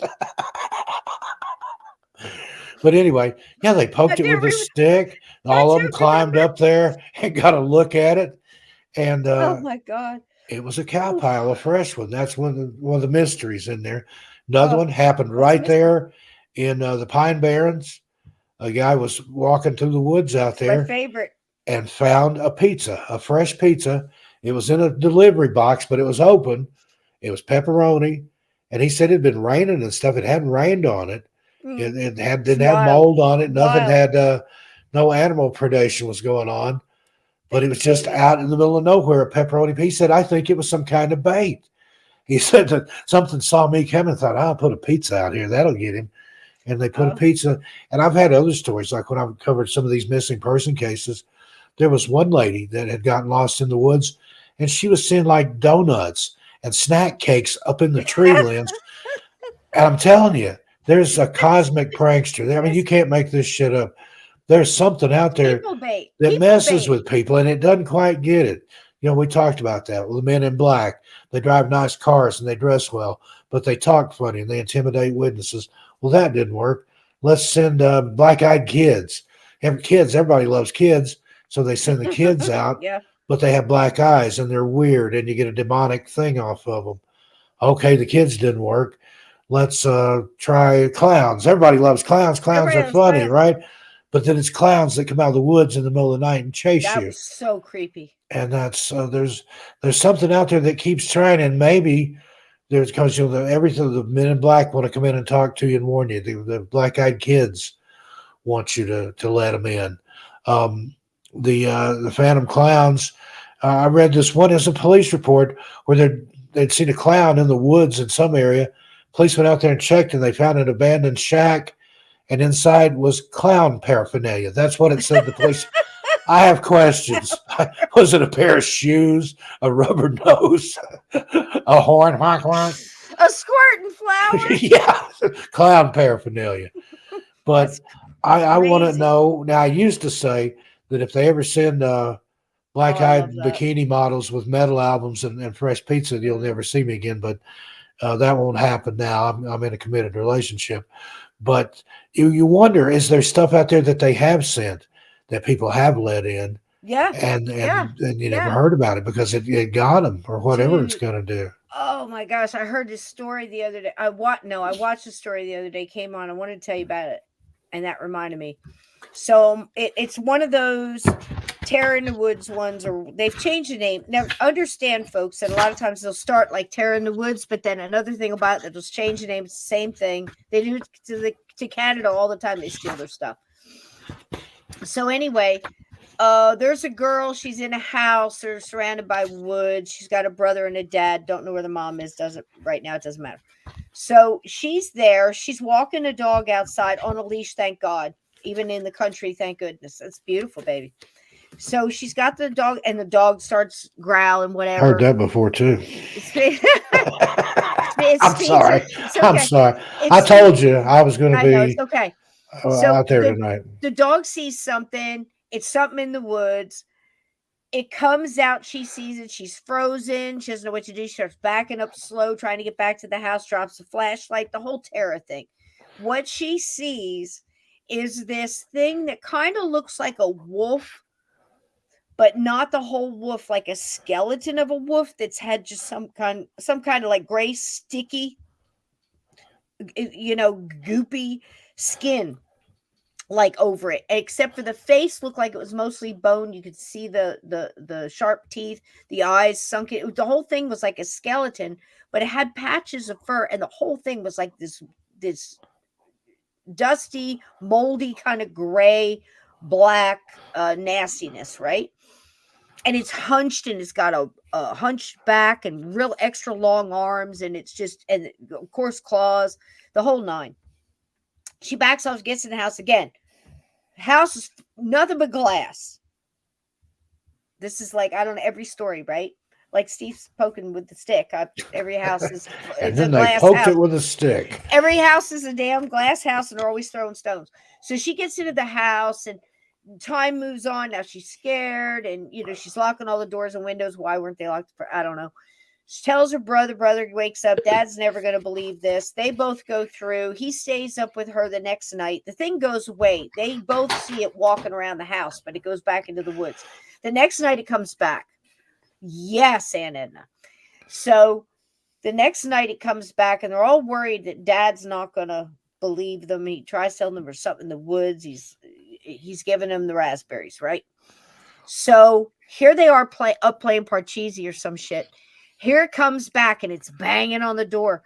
Now the girl starts to mention that her grandmother's Cherokee, and might have mentioned not to speak of these things because they can hear you and they connect into the energy. And if they are in any way connected to your bloodline, your history, feel like they have the right because you're on their property or whatever connection, and then you start talking about it. What did I say?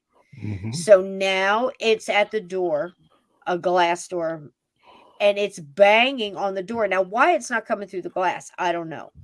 But she seems to hearken back to Granny's words, and she even knows the prayer, and she knows it in Cherokee, part Cherokee, and so does her brother. So I'm thinking that's not common, and Dad doesn't believe in this. Maybe the mom was Cherokee. I'm just guessing at this point, but she knows all this and just now pulling it out, right? So she starts saying that you have to invite it in like a vampire. So it starts to mimic to her brother, the person he loves the most, his grandfather, who is in another state, about 5 states away, in perfect mimicking voice. Okay. And he's listening to it because it's hypnotizing him as it's talking to him. And he's starting to unlock the door. Let me in, Tommy, let me in. And it's creepy. And it's like in the Salem's was it Salem's Lot, where the thing is floating outside the window going, let me in, let me in. It's like Yes. scratching. The little Floating. boy, Ralphie. Yeah. That's Yeah. one of the Oh, scariest TV movies ever. That was a made-for-TV movie. That was incredible. And the way they filmed that scene, they actually filmed it in reverse. So Mm. that's why those fog is swirling and looks really weird like that. Wow, this They is started awesome. inside the It's a room, good shot. dollied him back, and then closed the windows. So Ugh. then they reverse that shot, and it makes it look creepy as hell. It is. It was. That is There was some one of the scenes in best. that really were Find that very Salem's Lot with David. Is it David Soul that's in that? David Soul. Yeah.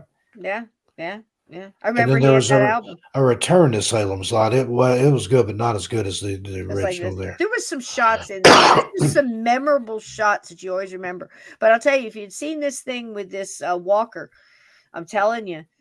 And then this, I was very proud of how they handled it. I mean, they were tore up, but they got together in prayer and in agreement, and added that Cherokee and stuff in there. And then the dad woke up. What do you think he did?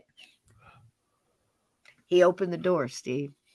He just went down there and go, what kind of mess is this? But don't open the door. It's 3:30 in the morning. Is this your kids playing out here? Are they trying to pull a prank? What's going on? Typical parent stuff. What are you kids doing? Yeah. And opens the door. And this was the thing. It tried to get in. Like it took a step and then kind of hesitated and then went back and went off into the woods. And that was it. And of course, they stayed there and lived there. But what stopped it? I think it's either the guy was Cherokee and just shunned it and he had some kind of bloodline protection. You see what I'm saying? Or it was a protection those kids were putting down in unison and he couldn't get past the barrier. Yeah. That's my guess. But I also think that somebody was messing around, like either the boy was talking about it with his friends or something along those lines, because something called it. So again, people joke about stuff all the time, and especially like say the younger generations or whatever, they think it's a big joke and they're the ones doing all this calling in testing, and it's crazy, but it's nothing to laugh at. It's nothing to laugh at because stuff really does happen, and that's not the craziest thing. I honestly couldn't pick one, Steve, but one of my favorite ones was that one where that guy told you what he saw running in the Pine Barrens. Which one? Which You one remember was it it? was wearing nothing but some socks? Oh yeah, that was the same guy that found the pizza, and he said this, and with a straight face, he said, another time I was in the Pine Barrens, I saw a guy wearing nothing but a clown mask and tube socks, carefully picking his way through a briar patch. But that's a story for another time. I never got to hear that. I need to find that guy, and we have questions. We have questions. I mean, naked, clown mask, tube socks, briar patch. That couldn't end well, but yet it Wearing happened. nothing but a clown mask and some tube socks, walking very carefully Through a the briar patch. Maybe looking for his pizza. I've seen a lot of weird stuff. Now that's scary. A naked clown in tube socks with a pizza. Yeah. What's going on there? Carefully, right, Ted? Yeah. I mean, I don't know. It's like the pig thing. I mean, there's so many wild things that just. I think one of the oddest things that really made me literally put me on my ass and made me pay attention to what was going on around me was when I was coming out of the bank. I was probably a freshman in high school, and I was looking at my bank book. Back then you got a bank book and it had this like almost leather look to it with gold embossing, and they would type in your balance and what you deposited in your balance. And I was looking at it to make sure it was cool. And I wasn't looking where I was going, and I had walked a little bit further than I thought and walked right into the street, and I was about to be killed and smashed by a downtown bus. And it was moving so fast and everything. I have this thing where I can like shut out everything kind of around me while still kind of paying attention. I've gotten better over time. I was a kid at the time. But all of a sudden I felt two hands on my shoulder, both shoulders from behind, lift me up, pull me off the road out of the way of the bus, took me back must have been at least 3-4 feet, if not more, and put me on my ass and did not let go till my butt hit that sidewalk. And it was so forceful that the book bounced out of my hand and went into the curb. And I turned around to grab the book and thank the person behind me as the tail ass of the bus was going by. And I went, oh my God. And everything's processed. And there's nobody there. Nobody there. There was somebody there. I just couldn't see him. Who it was, I don't know.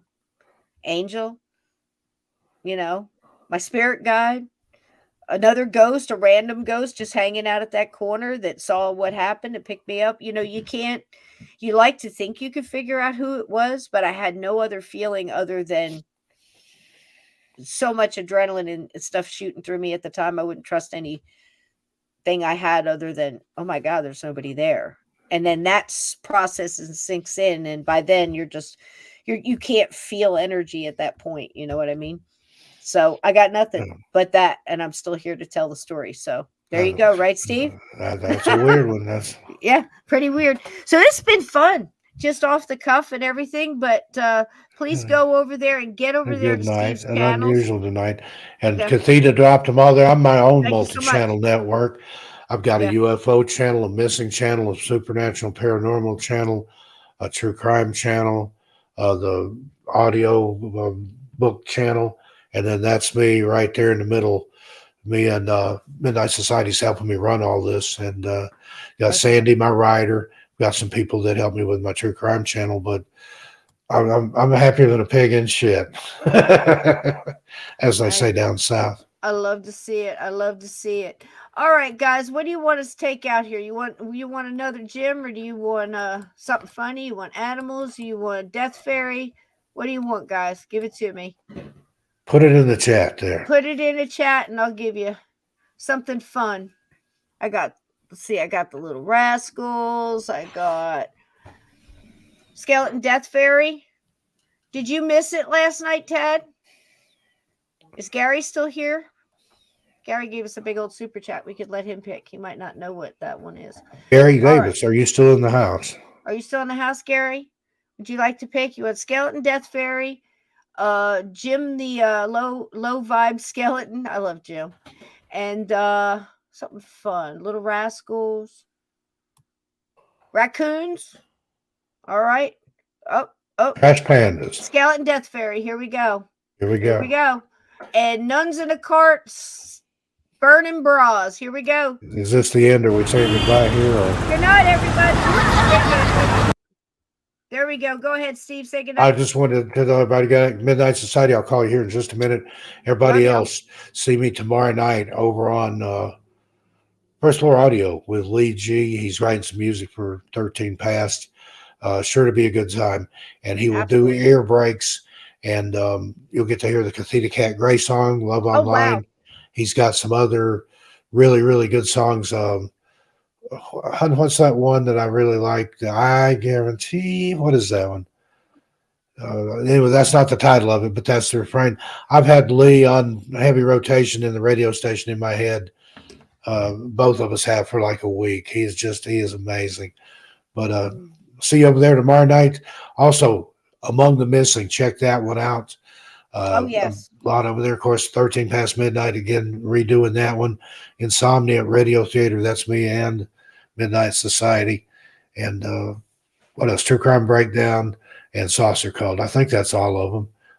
There's even more I'm thinking about, maybe. So we'll see. But thanks, everybody. Have a good night. Thanks for being here. Cisco, as always, a pleasure. Yeah, look at that. That's 4 of them. Anyway. There you go. There you go. I think what's missing? Oh, well. Doesn't matter. True Crime. Insomniac Radio Theater, Saucer Cult, 13 Past, True Crime Breakdown. Among the Missing, my Missing Person channel. And that's the big daddy right now. It's almost to 59,000 subs. Come check me out. You won't regret it. And here's this one. This is, what is that one? I can't see it. You can't see that one's Cathedra. Wait, I've got to move my camera. Link per channel? Which one is that? That's the Insomniac Radio Theater. That's where all the LibriVox and the BBC Radio recordings. Good stuff over there. Have stuff that runs overnight, 8-10 hours worth of audio book. 13. Saucer Cult. Did you see that thing I sent you on Facebook with True that Crime girl? Breakdown and Among the Missing. There you go. 5 channels. There's 4 of them. Animals Vixendo. All And, right, I'll see what I can do. Well, so more how about books on the way. I've got so many books coming out. It's not even funny. But my favorite's the one that Midnight Society and I did. That one's going to be that's a series. And I'm All right. writing one with Sandy, one with Bigfoot, Michigan Rob, one with Susan Woodcarver, and probably a couple other people here that I can't think of off the top of my head. But Steve. I'm enjoying my autonomy. I'm free of the evil clutches that the chains that bound before, and I'm having the time of my life. And it's like once everything started happening, it was like an avalanche. I'm telling you, everything fell into place. Cisco serenading me here. It's Thank like you, everything Cisco. you said. It's like everything that you were saying. I could think of a song to go with it. And darn it, we didn't think of the name of that one song. What was Which the name of song? that song What? that we were talking about? Long time coming. So long. That's Crosby, Stills, Nash. Yeah, it's something about a train or something. Peace? Is it Peace Train? Coming. That's it, isn't it? Is it Long Train? Oh, jeez, man! Long train I can coming. hear it. I can hear it. I can hear it. Let's see. It's like I'm in a. It's like I'm in a grocery store with the music turned down real low. I can almost get it. It's Cheap like Trick's got a song called "Long Time Coming," but I don't think that's it. No, and it's not. Oh, that was from 2017. No, it's not Long Train. That's Aerosmith. Who Long time did- gone. Long time gone. Long Time Gone. There you go. Gone. And Edward to the rescue. Gosh, that's nice. Thank you so much. Thank you. And it is Crosby. It's Crosby, Stills, Nash, and Young, maybe, or it could just be Crosby, Stills, and Nash. Let's see. Yep. Well, Neil's a nut. It was written by Bruce Springsteen. Oh, was it? Did you not know that? Yep. No, I didn't know that one. Songwriter Bruce Springsteen. Well, he had a lot of time on the roof during the riots in 1968. If it's the same, long time coming. Out where the creek turns shallow and sandy, and the moon comes skimming away the stars. Sandy. The wind and the mesquite comes rushing over the hilltops, straight into my arms, straight into my arms. That's the first. My baby. I'm riding hard, carrying a catch of roses, a fresh map that I made. Tonight I'm going to get birth naked and bury my old soul and dance on its grave. Dance on its grave. Hallelujah, Bruce Springsteen. It's been a long time coming, my dear. It's been a long time coming, but now it's here. Yeah, now it's here. Now it's here. There you go. Ah. Well, that's the thing. See what fame does to you people? Don't let your babies grow up to be assholes. Mamas, don't let your babies grow up to be assholes. Don't let your cowboys grow up to be babies either. Don't let them lie to their wives and such. I could go on all night.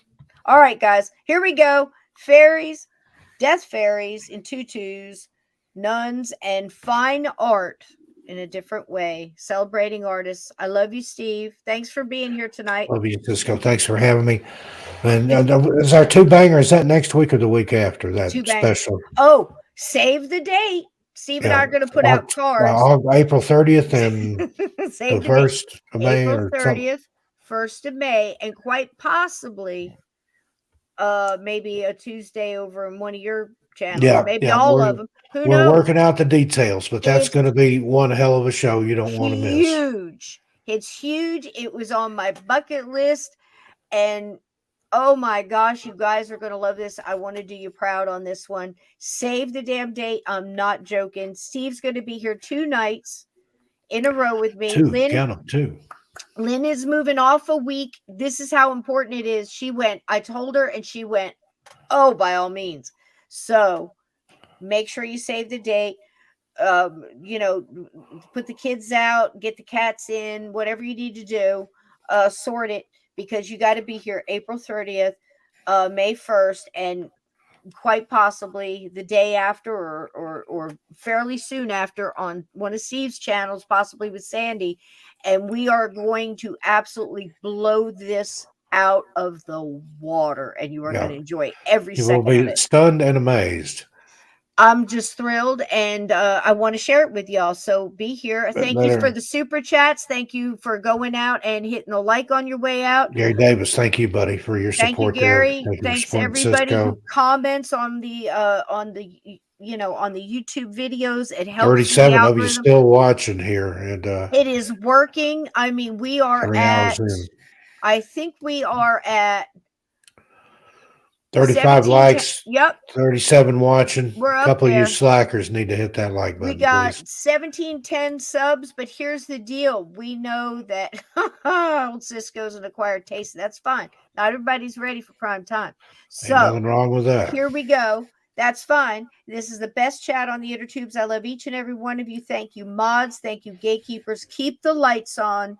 Laughter's one way to do it. We did a lot of that tonight. You should be feeling pretty good. You could slay 3-headed dragons with a plastic spoon right now. Your light should be so bright. And if not, Indeed. get you some of this. I love you, Steve. Get you some. Get you Love some. you too, baby. Bye, baby. Thanks.